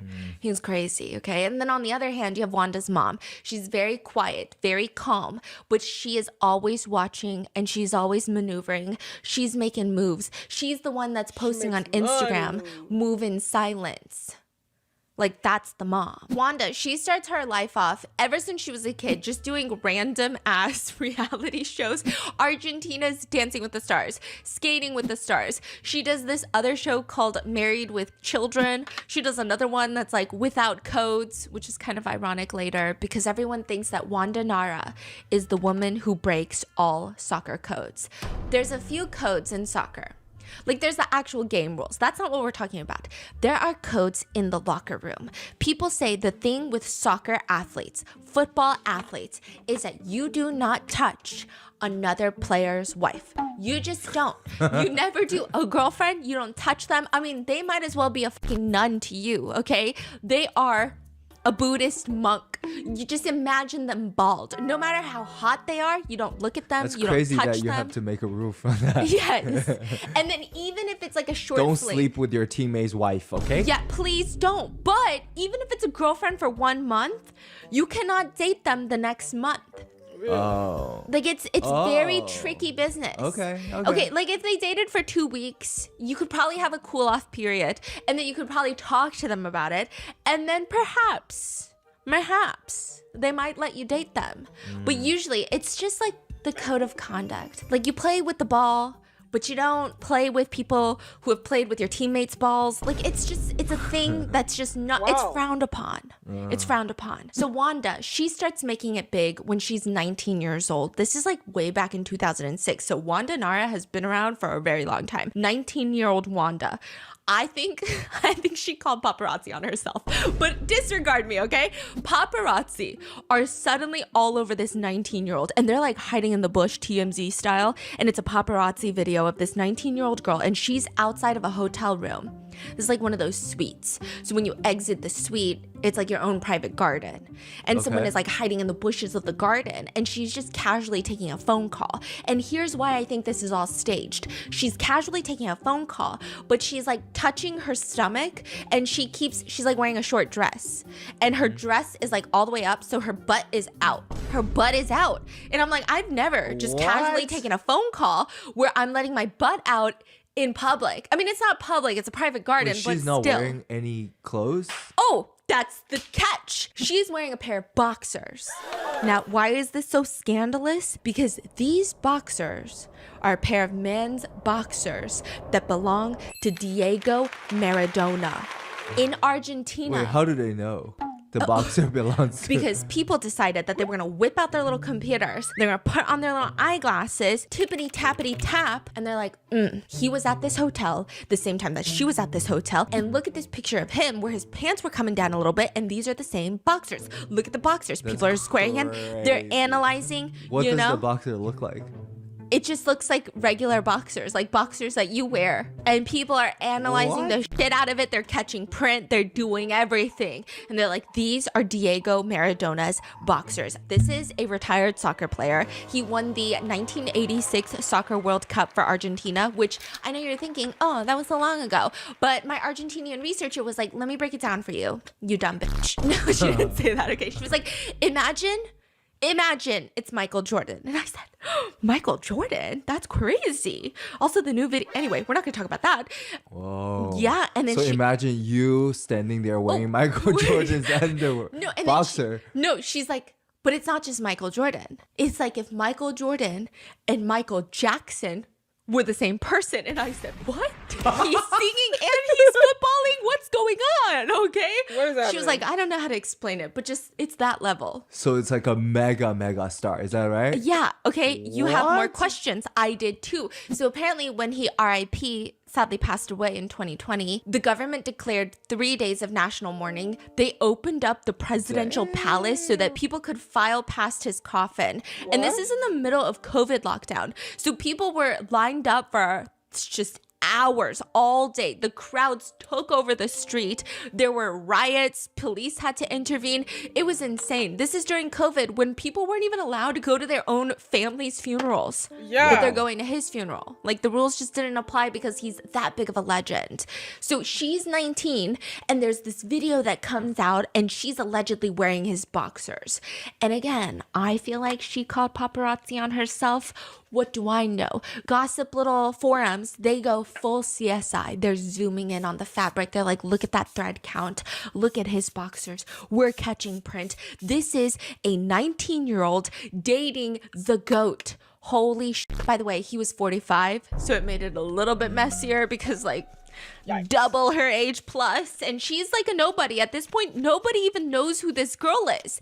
And instead of hiding in shame, because my researcher was like, you know, Argentina, like most countries, it's still, I mean, Argentina is a very Catholic run country, so there's a lot of shame in just being spotted being someone's girl toy, boy toy, you know? And instead of hiding, Wanda decides that she's gonna go on a full R PR tour where she declares that she is a virgin. Like, it is the most random PR tour. You were just spotted with a GOAT soccer player. And no offense, pro athletes are not known for keeping it in their pants. You're wearing his boxers. So what is he wearing? He definitely didn't keep it in his pants. He didn't even keep his boxers on. So you're wearing his boxers and you're telling us that you're a virgin? What? But it kind of worked.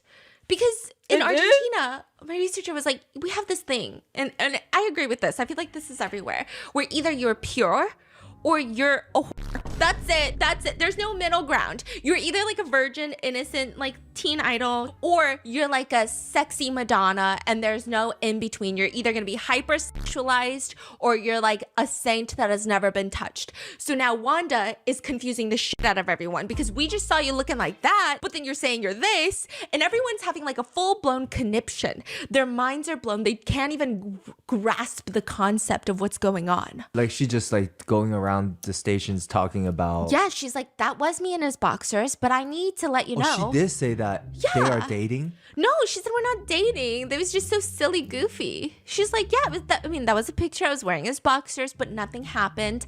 I'm a virgin. Okay. So everyone's like, huh.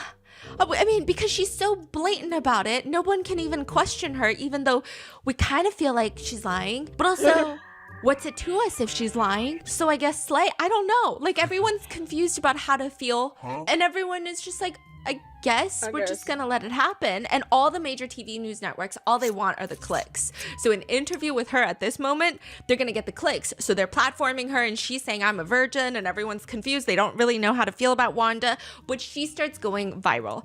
And she just leans so into this virality that she nearly tips over 1 million times. She hits up every major talk show. Then she starts going on and doing these reality shows. She's all up on the tabloids every single day and she's just getting paid. She even does a magazine cover where it says "My Little Virgin" and it's like her with half her boobs out. But the cover title is like "My Little." I don't know, and like I love her for that because it was confusing. Everyone's confused because we're not used to this. And like slay, you can be a virgin and be hot at the same time. Although I don't think she's a virgin, but that's fine. And she even becomes big enough that she hits up Argentina's. It's like Dancing with the Stars, but on ice. So all of these celebrities, like smaller celebrities, are gonna learn how to figure skate with their partners. With like a random partner that they're given, and they're figure skating. And I just need to play the video for you because some people think that it was staged. Okay, so this is how it starts.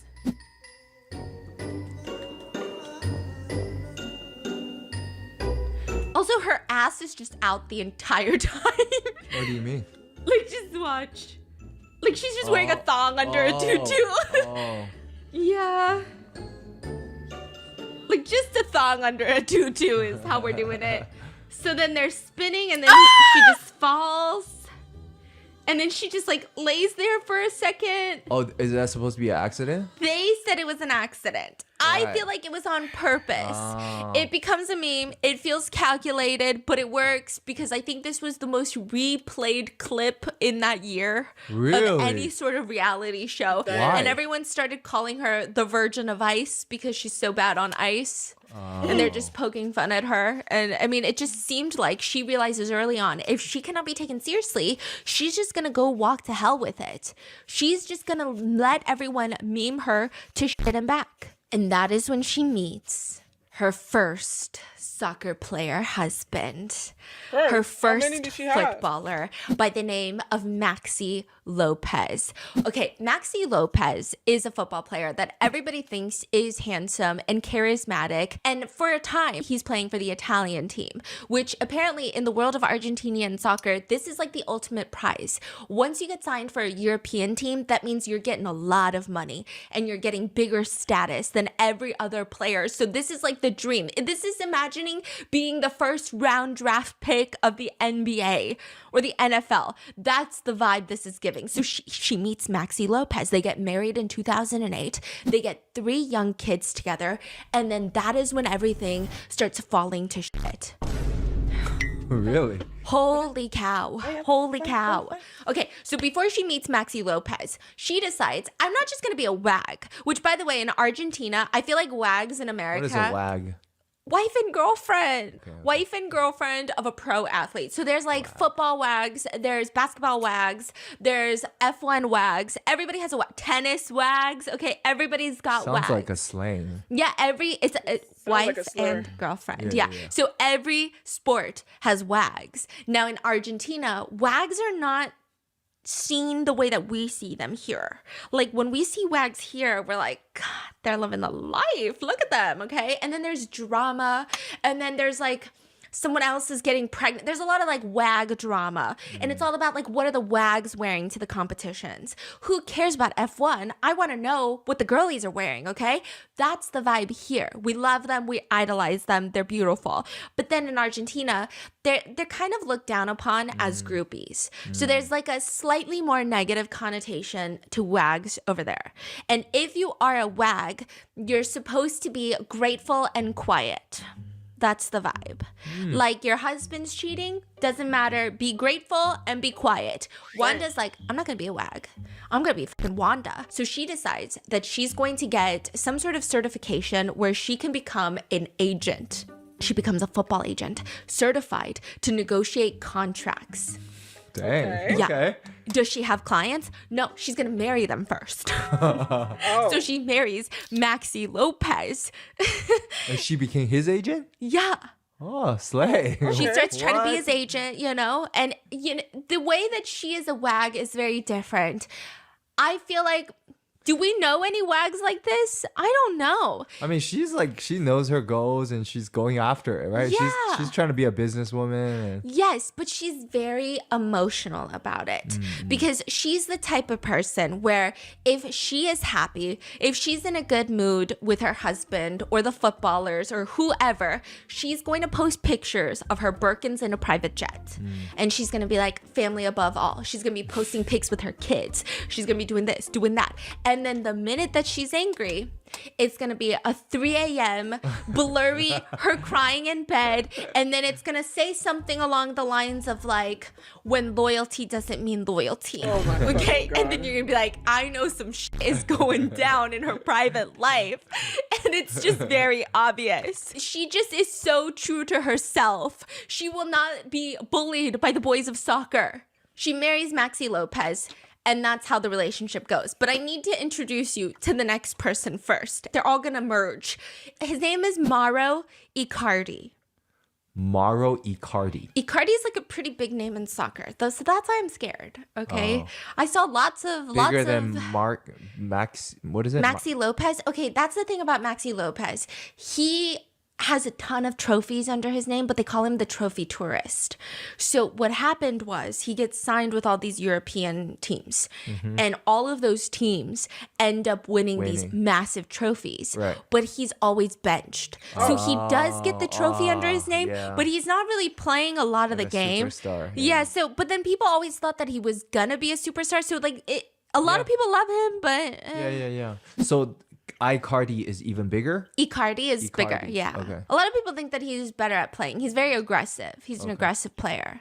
So he grew up in Argentina as well. And, he grew up in the same hometown as Messi. So a lot of people say it's actually hard to be from that hometown. Yeah. Because, everyone wants to be a soccer player now because Messi's from there. And then everyone's like, well, you're never going to be Messi. And so it's kind of like, am I supposed to try to be the next Messi or not? Like, what do you want from me? So he grew up in that town, and it said that his dad worked multiple jobs working in factories just so he could play football. Like, football is not a game to Icardi. Like, football is life. And I mean, like, not in like the football is life way. Like, genuinely, football is life. There was a time where Argentina's economy is collapsing. His dad is working at factories. His mom works a small salon. I mean, they have no money. Everybody's just betting on Icardi. Even when he's 9 years old, he's so skinny and he's just full of dreams. Everyone thought that he was gonna fail, and he doesn't. They get him into Spain for like a youth soccer club. And just to give you an idea, this is a pretty legendary soccer club.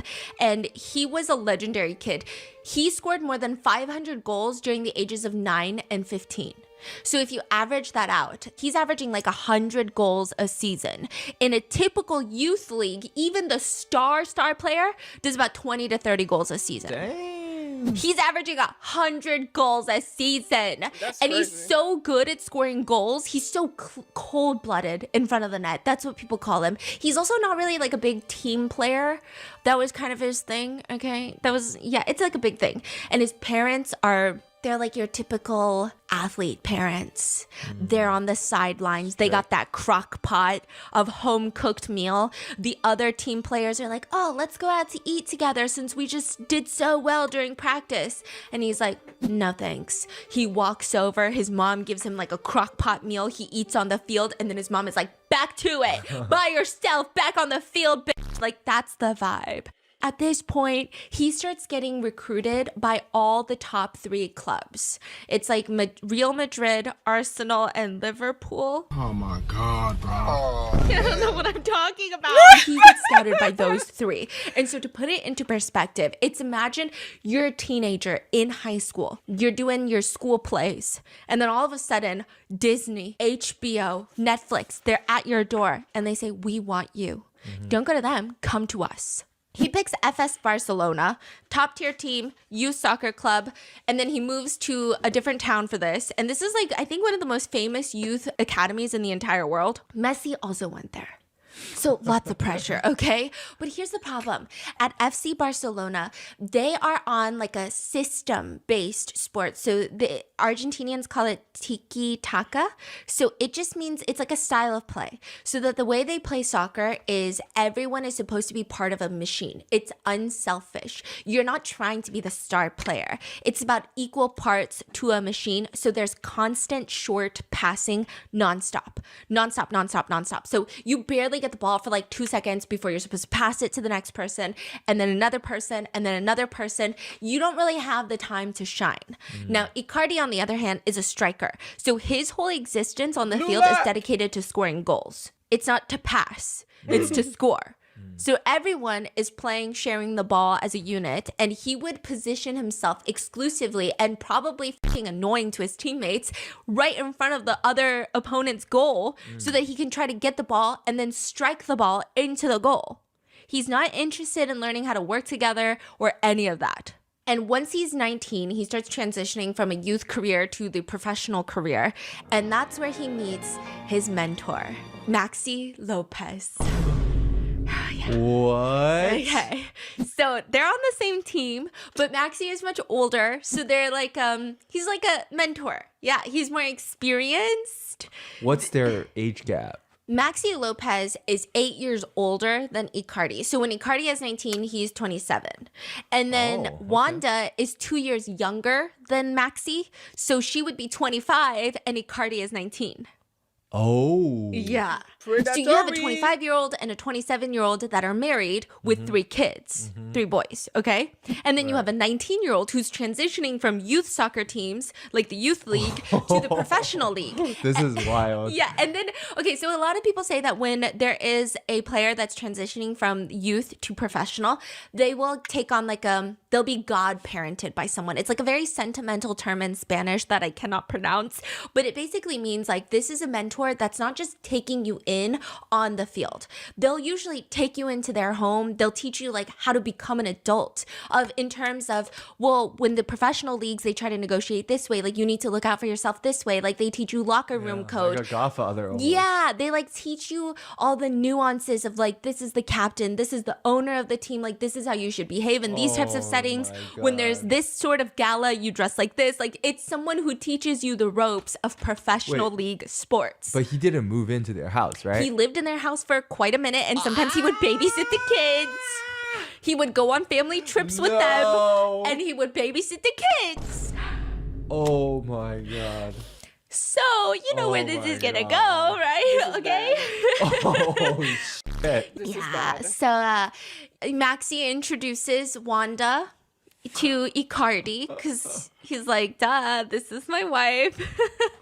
And I imagine as a 27-year-old and your wife is around the same age as you, you would never imagine introducing them to a 19-year-old boy would do something. Because they're 19 is 19, crazy. 19. He looked so young. Yeah. He has a baby face. Yeah.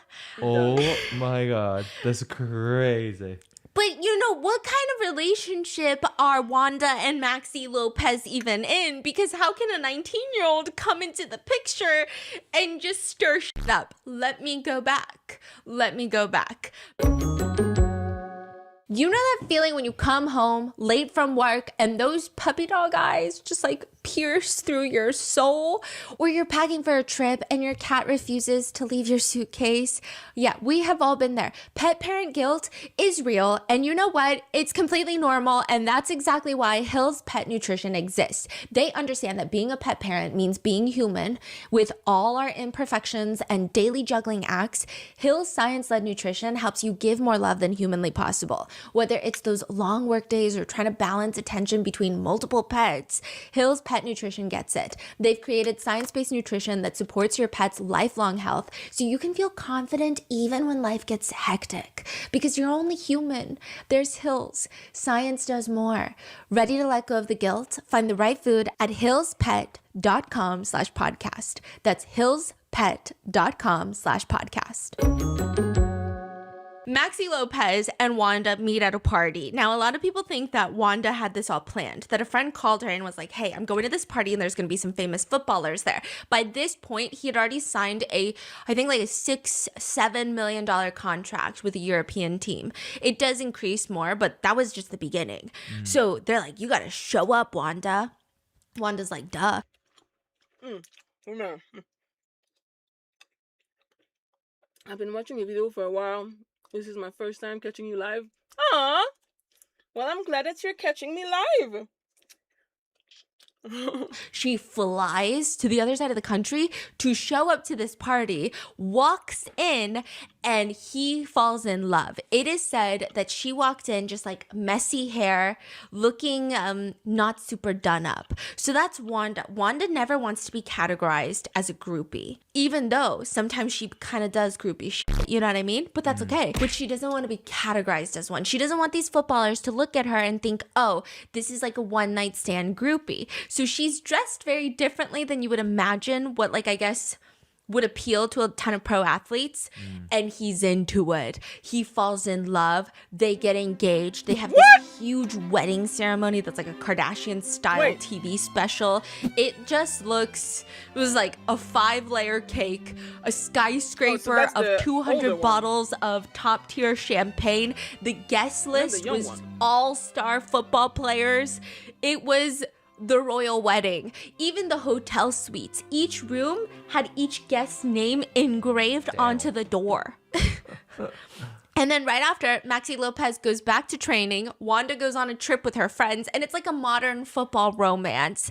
They do a ton of interviews together, and it's like this very inspirational, traditional Cinderella story. They're both young. He's successful, good at what he does. She's about to be a homemaker because she's about to have children, and it's going to be this incredible thing. So they get 3 golden sons. That's what they're called. Okay, 2009, 2010, 2012. They have 3 sons. Maxi Lopez, provider, soccer player. Wanda, amazing mom. That was supposed to be the image, right? Because usually that's how it goes in the world of football. Is it? That's how it goes. See, that's like the pro athlete culture. And like, that's not even just athlete culture. That's CEO culture. That's any one party is rich culture. It's the husband sometimes will be acting a fool, doing all these crazy things. However, the wife gives PR statements. She stays at home with the kids. She buys a new Ferrari every other month, you know, and then they don't complain. That's the culture. Should that be normal? No, that's not what I'm saying. I'm just saying that's typically what happens. However, Wanda doesn't want to do that. She doesn't like the silent wife act. So near the end of their relationship, she starts going to these reporters and saying that despite being in a Ferrari every day, she is completely alone. She leaks to the press that she feels like a luxury high-end servant who's raising their 3 sons while he's living his life like a bachelor. And everyone's like, we're not used to this. We are not used to this, especially Argentinian football players. They're not used to this. So my researcher was telling me, like, again, the WAGs are supposed to be very grateful and quiet. They're supposed to shut That's up. the vibe. You get to live this luxury life, but you be grateful and you be quiet and you don't air out dirty laundry. And typically there's a shit ton of dirty laundry. And then sometimes the husbands are so freaking dumb that they get caught doing their dirty laundry in public. And then the wife gives a PR statement. They give a PR statement and they go back to being a happy family and being quiet and grateful and then all over again. But Wanda's like, I don't even care. You guys don't even know anything, but I'm going to let you know I'm not happy. I don't want to be here. And everyone's like, this is crazy. So a lot of people get mad at Wanda. They're not mad at what she said because there's a lot of truth to what she said. They just don't like that she said it out loud, basically. And so this is like near the rocky part of their relationship. Maxi Lopez is like, you know what? I don't like my home life. I'm going to take on a little brother on the soccer team. I'm going to take in 19-year-old Icardi, and I'm going to invite him into my home, to the dinner table, onto my yacht with my family, with my wife and 3 sons, because he's like the little brother that I never had. Yikes. This one season, they really only just had one season where they played on the same team, would change the history of their lives. It would change everything. So in 2013, Maxi Lopez and Wanda call it quits. They announced to the public that they're getting a divorce, that they're going to be co-parenting, focusing on their sons, and nobody's shocked because at this point, Wanda had been slowly complaining with more higher frequency of how unhappy she was in her family life. So people are like, okay, that makes sense. We knew this was coming. But what we did not know was coming is that suddenly she just starts very quickly publicly flirting on Instagram with one of Maxi Lopez's teammates. Icardi? Icardi. And everyone is so confused because, I mean, this is like the conservative world of professional sports. The ex-wife of a player usually has like a very specific role, which is you're just like now the mother of a player's children. The other players are not supposed to date you. They're not supposed to marry you. They're not supposed to hang out with you, really. Like, it's like a very different... You're there to like take your alimony and protect the player's reputation. Again, do I agree with that? No, you should burn the house down if you feel like it. But I'm just saying, that's what's expected. And Wanda is out there publicly flirting with Icardi on Instagram. And this just blows up. How old was Icardi then? 2013, so probably 20, 21. Oh. Yeah. And he starts publicly flirting back. Because it's one thing if Wanda's just flirting, Because maybe it's like, oh, she's being so messy, she's crashing trying. out. Yeah. But Icardi is also interacting with her posts, liking all of her like thirst traps. And everyone's like, what is happening? Yeah. And just to give you an idea, once these start going viral of them having flirtations on Instagram, people start digging up other things. And they go all the way back to 2005. This is when Maxi Lopez is like becoming the star at Barcelona soccer team. Icardi is a child. He's a kid. He goes to the Barcelona Youth Academy and he approaches Maxi Lopez for an autograph and they take a picture together. And it's just like a short, tiny little Icardi and a full-grown Maxi Lopez. Yeah. And now he's stealing his wife. He's stealing his wife. Oh man. Like a few months after the divorce is finalized. How the world works, right? Yeah, and they start, okay, so they grow go up from so just like fast. flirting online and then just straight up like let it be known we are together. Wanda has this song that she likes Wild. called You and Only You, and I think she like tweets about it. Icardi retweets and says, "For you, my love, but I like the one you dedicated to me better." And so he's like dedicating songs back to her. And he's like, my heart is in your hands. Be careful.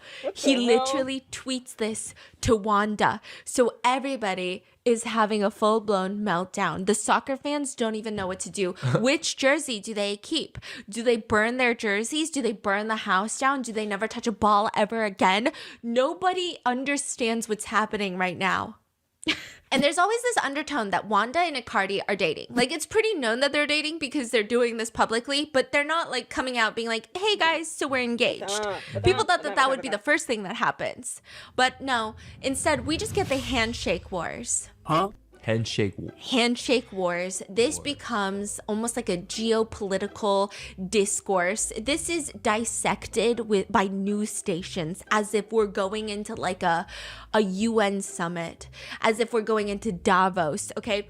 What they would do is anytime, now they're on separate teams. Maxi Lopez and Icardi are on separate teams. And anytime two teams play against each other, they all line up in a row and they do handshakes before they run onto the field. Yeah. Okay, so then, so everyone's like, wait, are they gonna shake hands? Are Maxi Lopez and Icardi gonna shake hands? But Maxi has never said anything? He doesn't say anything. Oh, okay. So they're like, is he gonna shake Icardi's hand? Yeah. And so we see all these. This gets more clicks than the actual soccer match. They had something called Handshake Cam dedicated to this. Usually, nobody gives a about the Handshake Cam because everybody just shakes each other's hands. There's nothing really crazy about it. It's supposed to be about sportsmanship, right? Who cares about sportsmanship? But now that it's Maxi and Icardi, they're like, we gotta get the handshake cam. And even for like the 48 hours before a game, people are on all the sports channels. ESPN is like, are they going to shake hands? Only time will tell. Last time they didn't. Last time we thought we saw some contact, but no, it was a snub. It was this. I mean, they're genuinely talking about it like we dissect politicians' handshakes. At the end of the day, we all just nosy ass people. And was every never that single serious. time, Maxi Lopez does not shake Icardi's hand. Ever. Never, ever, ever. It's like immortalized in the history of soccer. The pettiness is solidified in memes. I He mean- never shakes his hand. Would And you? as Wanda and Icardi's relationship gets a lot more public, people are trying to understand how it happened. Is this the reason that Maxi Lopez and Wanda broke up, or is it not? Now, people are getting suspicious because Wanda was yapping her mouth to a reporter saying that she was unhappy, he's living the bachelor life, and she's just raising these 3 sons. Meanwhile, Maxi Lopez eventually comes out and is like, that's not true at all. Like, this divorce happened when we were good. Nothing bad was happening in our relationship, and then we got a divorce, and then turns out she's dating Icardi, so you can come to your own conclusions. We don't know what the truth is. Was Wanda already considering dating Icardi? And then she starts leaking information to the press where she's like, no, I'm so miserable, so that eventually when she does break up with Maxi Lopez and then moves on, people are going to be like, oh, well, it was Maxi's fault for ignoring her. And also, there's a lot of leaks where it just seems like Maxi doesn't know how to hold it down in the bedroom. That was the vibe it was giving. What and does that Maxi, mean? like, he's not Based on what leaks? Just basically rumors? Wanda. Bruh. You know, and then Maxi is like, no, the sheets were still warm. Okay, when you left. What? It's just like, we don't know if was this cheating? How many codes were broken? That's what people want to know. What does like sheets still warm when you were leaving mean?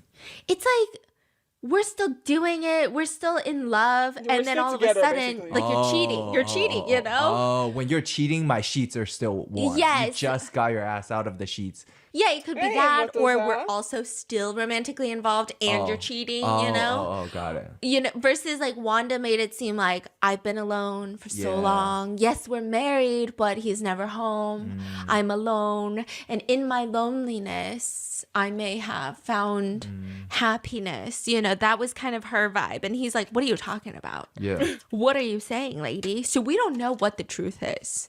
You can come to your own conclusion, but people are trying to find the timeline. Was she seeing Icardi before the divorce? Was it after? Was he a rebound that turned into something serious? Yeah. Or was this the plan all along? She like plotted it. She was like, you know what? I kind of like that one. And so she divorces Maxi Lopez and then starts dating. Or did the dating start happening when she was still married? Like, people are trying to understand what this is. There's also like lots of bizarre leaks that start happening. There's a paparazzi picture of all of them at the son's birthday party. So it's Maxi and Wanda's son's birthday. There's this birthday party with all of their 3 sons, but then like Icardi is there, and there's a whole like paparazzi picture of it, and it just looks really uncomfortable that they're all there in the same room celebrating the son's birthday. Oh, this is in their future. They're Yeah. Already, okay. No, Wow. this is happening. right now. Yeah. So they do group like birthday celebrations. Yeah. And so Co-parenting. everyone's like, what's happening? Like, it's getting serious, right? And then there's a leaked phone call. We don't know how it's leaked, but it's leaked, where it's Maxi screaming at Wanda, who's like, next time, if you ever let that guy into another birthday party, I'm gonna rip both of y'all's heads off. And then Icardi does something absolutely insane. He gets Wanda and Maxi Lopez's hell sons' names tattooed on him. What? Tattooed. Literally, why? Yeah. Thank So you. this whole fallout between Maxi Lopez and Icardi is like a global catastrophe. It's just like a mess. To the point where people come up with a new slang for it. Instead of saying like, oh, you got cheated on, they say like you got Icardi'd, which means you got cheated on with your partner and your friend. So it's like a very specific term. It's like worse than cheating. It's when your friend cheats with your partner and it becomes a whole ass verb. You got Icardi'd. I think in this situation, a lot of people were expecting some sort of at least display of shame from Icardi. Whether he Right? goes into hiding and he only focuses on soccer, football, and he doesn't post and he doesn't go on social media. Maybe he even deletes his social media or he deletes all of his previous posts. But that's not at all what he does. He does not hide in shame. Instead, he uses Twitter like it's a public diary. He'll be out there posting stuff like, good night to you at Wanda. I need one of these kisses. And this is like before the divorce is finalized.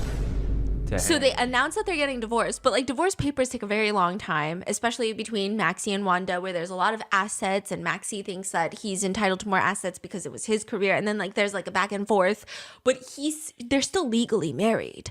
And Icardi is posting, I need a kiss from you, Wanda, who is still legally the wife of somebody else. And people are just confused. There is no code of soccer. There's no bro code for Icardi. He's setting all the codes on fire and then fucking roasting marshmallows over the flames and just expects us to be happy with it.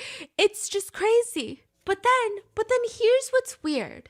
You know when a love story is so insane, like Angelina Jolie and Brad Pitt, because at the end of the day, Brad Pitt was still married to Jennifer Aniston. Yeah, I mean, I don't know anything about those. Angelina Jolie, Brad Pitt was married to Jennifer Aniston. He does the Mr. and Mrs. Smith movie with Angelina Jolie. Then he gets a divorce and he marries Angelina Jolie. Oh, T. I didn't know that. But then they stayed together for so long and they have so many beautiful children together that people start thinking, okay, well, yeah, what they did was wrong. What they did was wrong. But maybe they're soulmates. Yeah. Like maybe they're meant to be together. So people start kind of around 2014, they start shifting like maybe Icardi and Wanda are soulmates. Like maybe that's why they're so blatant about it. That's why Icardi is not even upset. And because Icardi is so blatant and not ashamed of what he's done to his former teammate, maybe Maxi did something fucked up that we just don't know about. Like maybe he is a fucked up guy. People start kind of trying to wrap their minds around it. And in 2014, the two of them, Wanda and Icardi, announced that they're gonna get married. And people start doing true love posts. They're doing magazines of her in bridal gowns and it's saying like the love story. Everything starts getting love washed. It no longer becomes you got Icardi'd to, oh my gosh, look at this modern fairy tale of another footballer and his wag. People are starting to drown out the noise of the betrayal. They're moving on. They just want another love story. Oh, another thing, Icardi, he'll score a goal and he'll dedicate his goals to Wanda. And I was thinking, like, what do you mean he's, like, dedicating the goals to Wanda? Like, you know how Korean soccer players, they'll, like, kiss their ring and, like, point at their wife because they're married? You know, a lot of players will, like, kiss their wedding ring and then, you know, put their hand in the sky. And then their wife is like, me, right? But then he pulls out a whole shirt that's, like, love Wanda. Oh, my God. He scores a goal, runs to grab a white t-shirt, and he's, like, holding up this t-shirt that's, like, love Wanda, basically. Wow. This is crazy. He's so shameless about all of this. He's extremely shameless. And then he writes a book. He writes a book. He comes out with a book just when everyone's like, this is going to be a love story. This is true love. They're soulmates. He comes out with the book and we go, what the hell? So he writes in his book, the whole love story unravels when he was going to fly to the US for a match. And Wanda DMs him, asking him to buy her an iPad. Like, she's gonna pay for the iPad, just like get the iPad because it's cheaper in the US. So buy the iPad and bring it to me. Icardi, being the world's most self-aware homewrecker, actually writes in his book along the lines of like, did she really want the iPad? Or was she just looking for an excuse to get in touch with me? And then the story moves on to the infamous boat trip. I don't know if Icardi thinks that we don't understand social media and timelines, but he writes this book where he's like, so what happened was we were on a yacht. It was with Wanda and Maxi Lopez and Is another this couple. book like his diary of their love story? Is that what it was? Yeah, it's like a autobiography, basically, like a memoir. Okay. So then he's like a fifth wheel. He's like a fifth wheel on this yacht trip. And he's writing about it. And he said that was the moment that everything changed because after Maxi Lopez and everybody else went to sleep, he and Wanda stayed up and they just had these intimate chats. That's crazy. Okay, but what's crazier is that we actually have a photo from this trip that we didn't know what was happening behind the scenes when we got this photo. But now in hindsight, it has been dubbed the Trojan horse moment. It's a picture of Wanda, Maxi Lopez, and Icardi on this yacht. Oh, yeah. And why is it called the Trojan horse? You know what the Trojan horse is? It's like a wartime thing where you have this horse. You know, the Trojan War, okay? So you put the enemies in the horse. You think it's an empty horse, but then boom. It basically means the enemy is already inside. Okay? You're saying Icardi is the horse? Trojan horse moment doesn't mean he's the horse, doesn't mean he's inside the horse. The meaning behind Trojan horse moment is that by the time that the enemy is inside the house, it's too late. Too late. There's nothing else that you can do. And that's exactly what Icardi says in his book. He's like, while everybody else is asleep, I'm having these intimate talks with Wanda and I'm feeling zero guilt about it. So while Maxi Lopez thinks that he's just hosting a friend on a family vacation, he was actually chaperoning the start of an affair involving his wife. And instead of hiding from all of this hate, they basically lean into it. Wanda and Icardi, they do the "we're not sorry" apology tour. They just move forward like they're in some sort of war and it's them against the world. And that's why people feel like maybe they were meant to be soulmates. So people don't like both of them. Yeah, but Icardi is a little bit more memed than Wanda is. Oh. Like, okay, no, I think Wanda gets the real hate. Wanda gets the real hate of like home records, whatever applies, okay? Whatever you want to slap a label on a girl, okay? She's getting all of that. Icardi, on the other hand, is kind of getting the home wrecker thing, but he's just getting memed. Like, he's just a meme. He's not really being hated. Now, in 2014, they did this whole Pepsi commercial that has since gone viral. Okay, it's mainly Icardi, and it starts with him in the locker room, and there's like this Pepsi bottle behind a glass cage, like one of those fire extinguishers behind the glass, and you have to break the glass. And it says like, do not touch what is not yours, or something like that.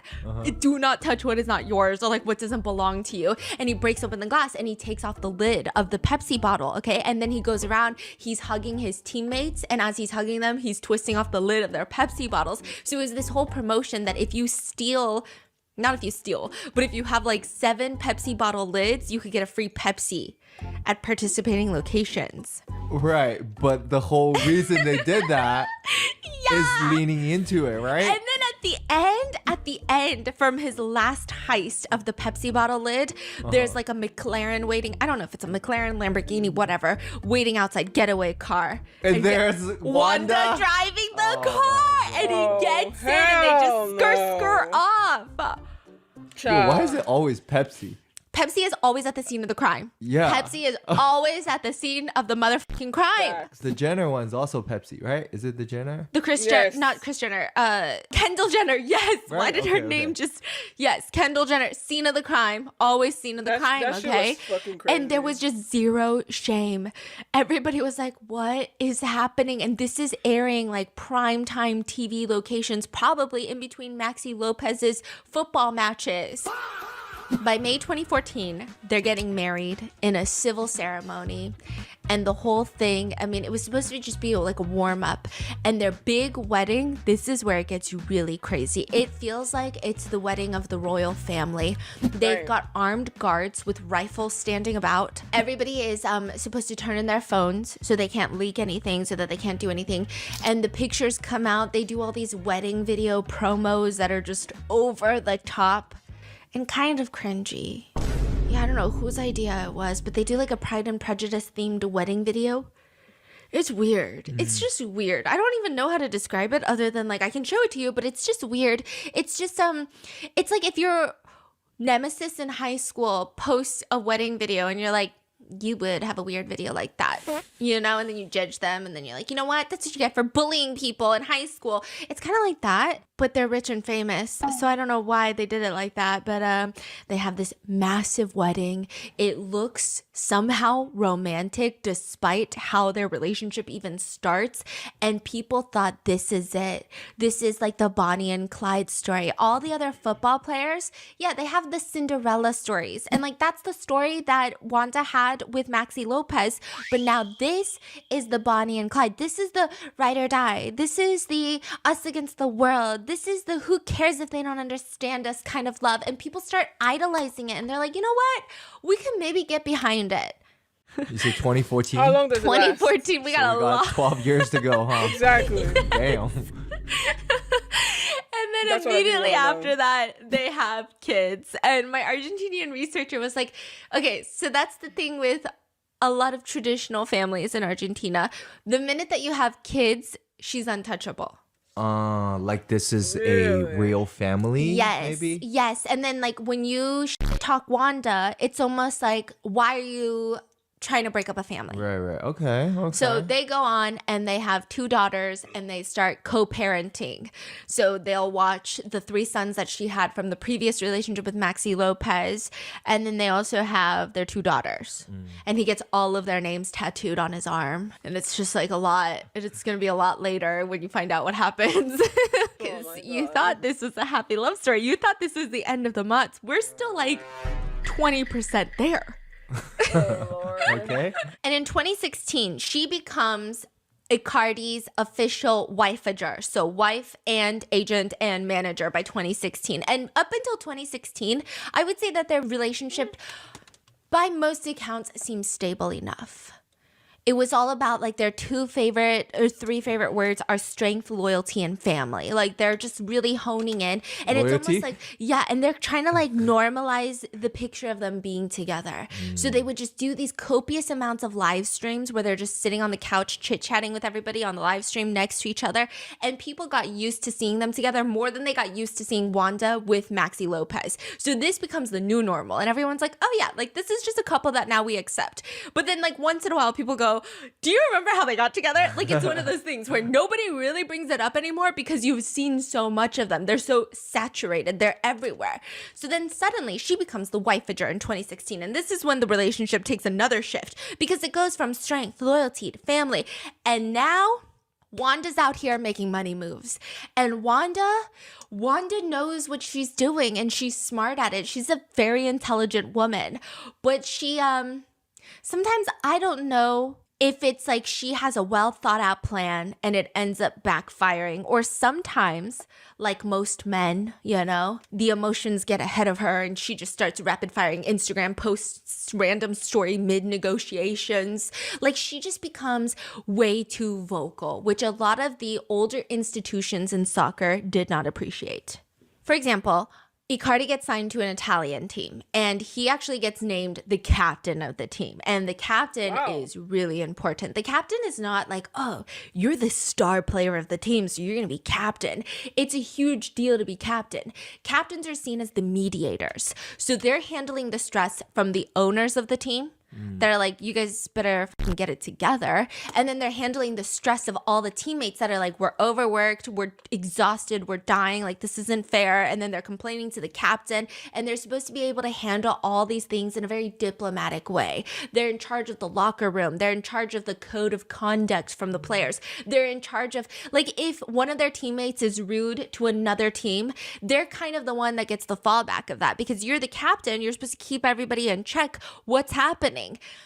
Icardi is not that. I don't even really know how he gets named captain, and that's not to say that he's not he's an incredible player, but he doesn't like press conferences for one. That's a huge thing. Material. Captains are all about vague. If you know how to be vague and not answer the question while answering a question, if you know how to be a politician, you're probably going to be the captain of the team because you're supposed to say things to not offend the teams, not offend other players, not offend the fans, not offend the owners, not offend the institution, while still answering a question that is basically setting you up to offend one of those people. And he doesn't like that. He does not like that at all. He's not, like I said, he doesn't love the whole like team unit, it seems. Like he's a really good player. I don't know if obviously, I don't think it's slanderous to say that he doesn't respect the bonds of the team when he just got with his ex-teammate's wife. So he's an interesting captain. And Wanda just starts doing some crazy things. I think when you think team captain, you're picturing like a very solid person.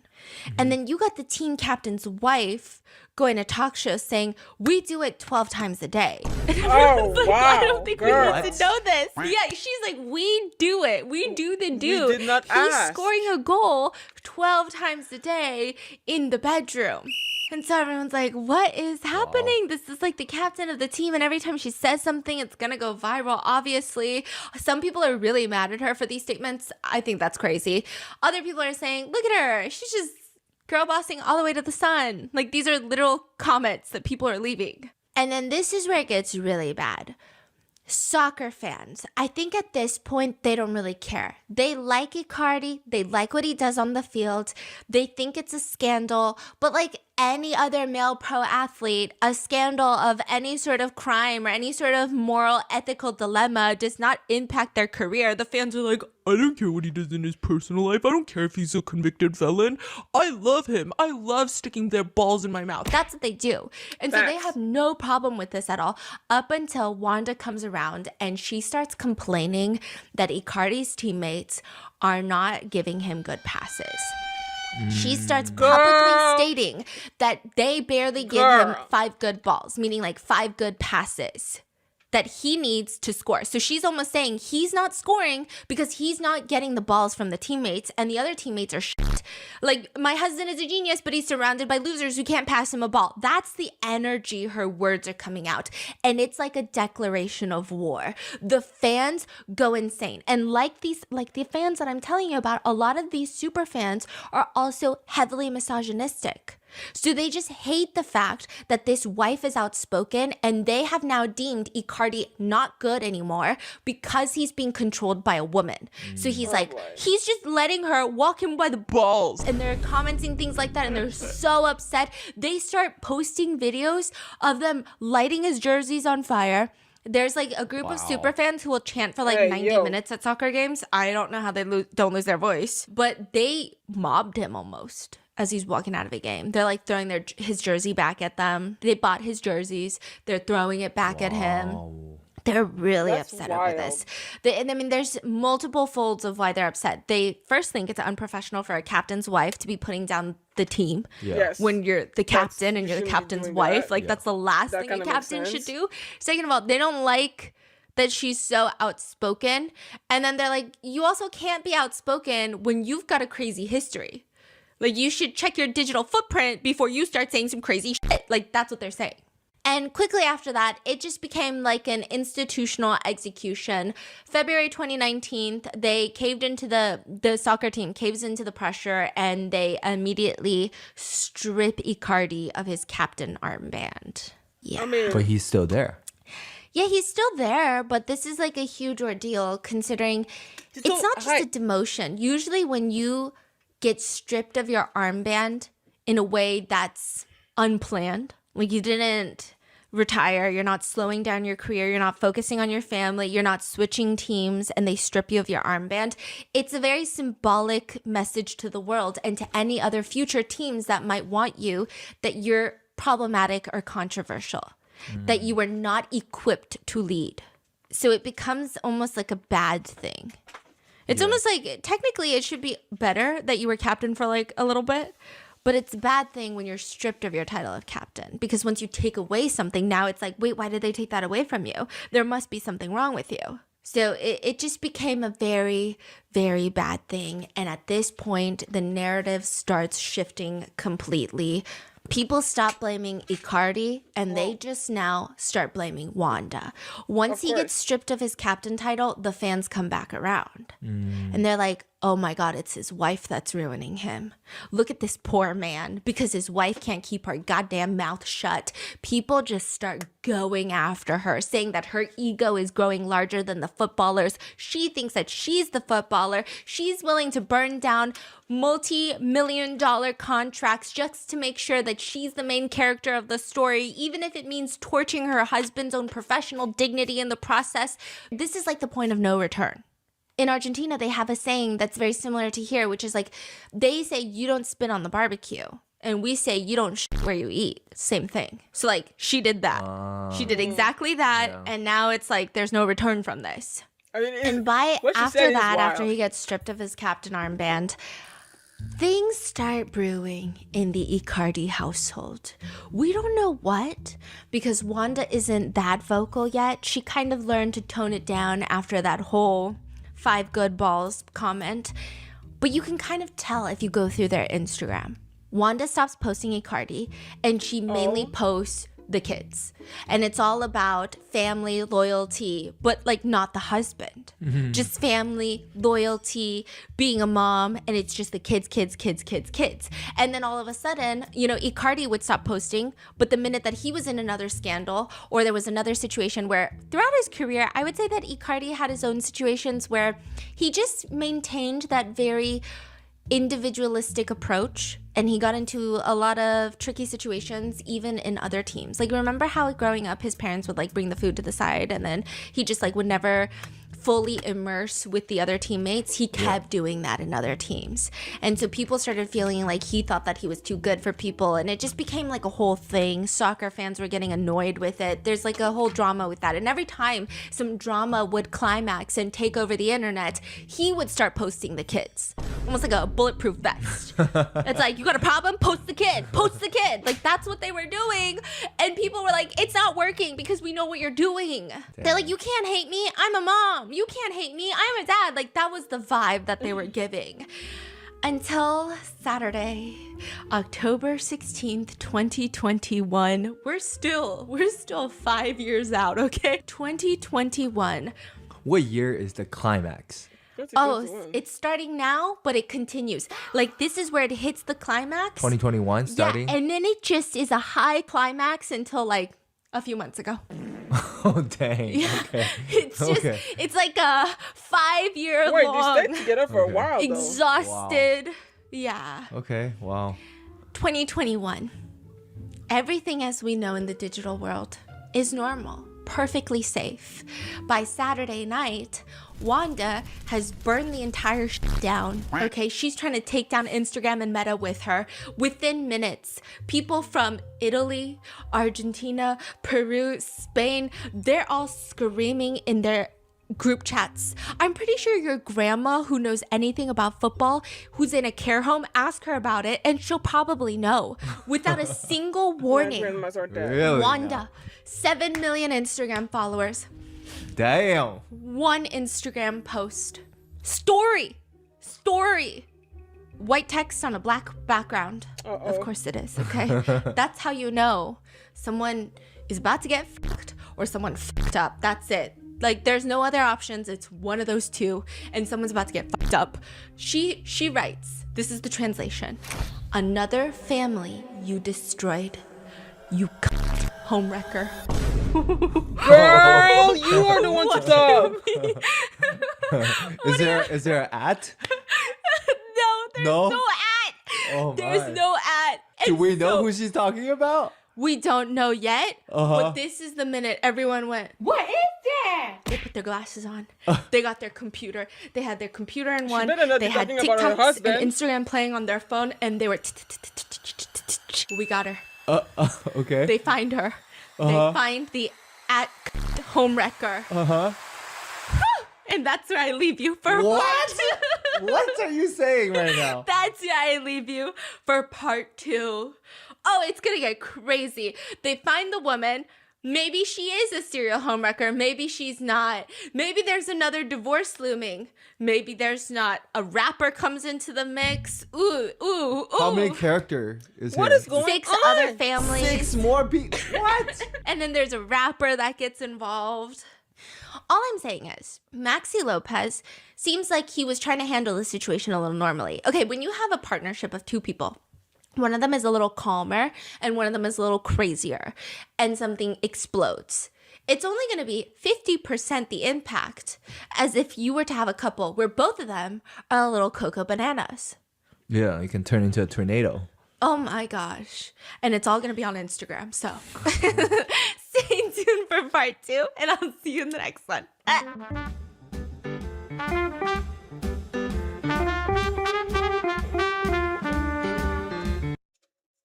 Okay. They say behind. Wow. Well, I mean, I was taking my sweet time, but I didn't realize that this video would be over. I mean, I'm technically almost done, so it's not this too bad. I did the big part of what I wanted to do. I'm gonna continue the rest off stream. I want to eat something, grab a bite, etc., etc., and I will come back later to play video games. But as far as this get ready with me stream is concerned, I'm done. But that was interesting. I mean, I cannot believe that she left us like this. Crazy. Wait, that was 2 weeks ago? Oh, hell no, Stephanie Sue. I'm glad I just watched it. I'm gonna assume that the other video is gonna come out soon then, because that was 2 weeks ago. That's crazy. Anyway, anywho, I'll come back later for some video game. Peace.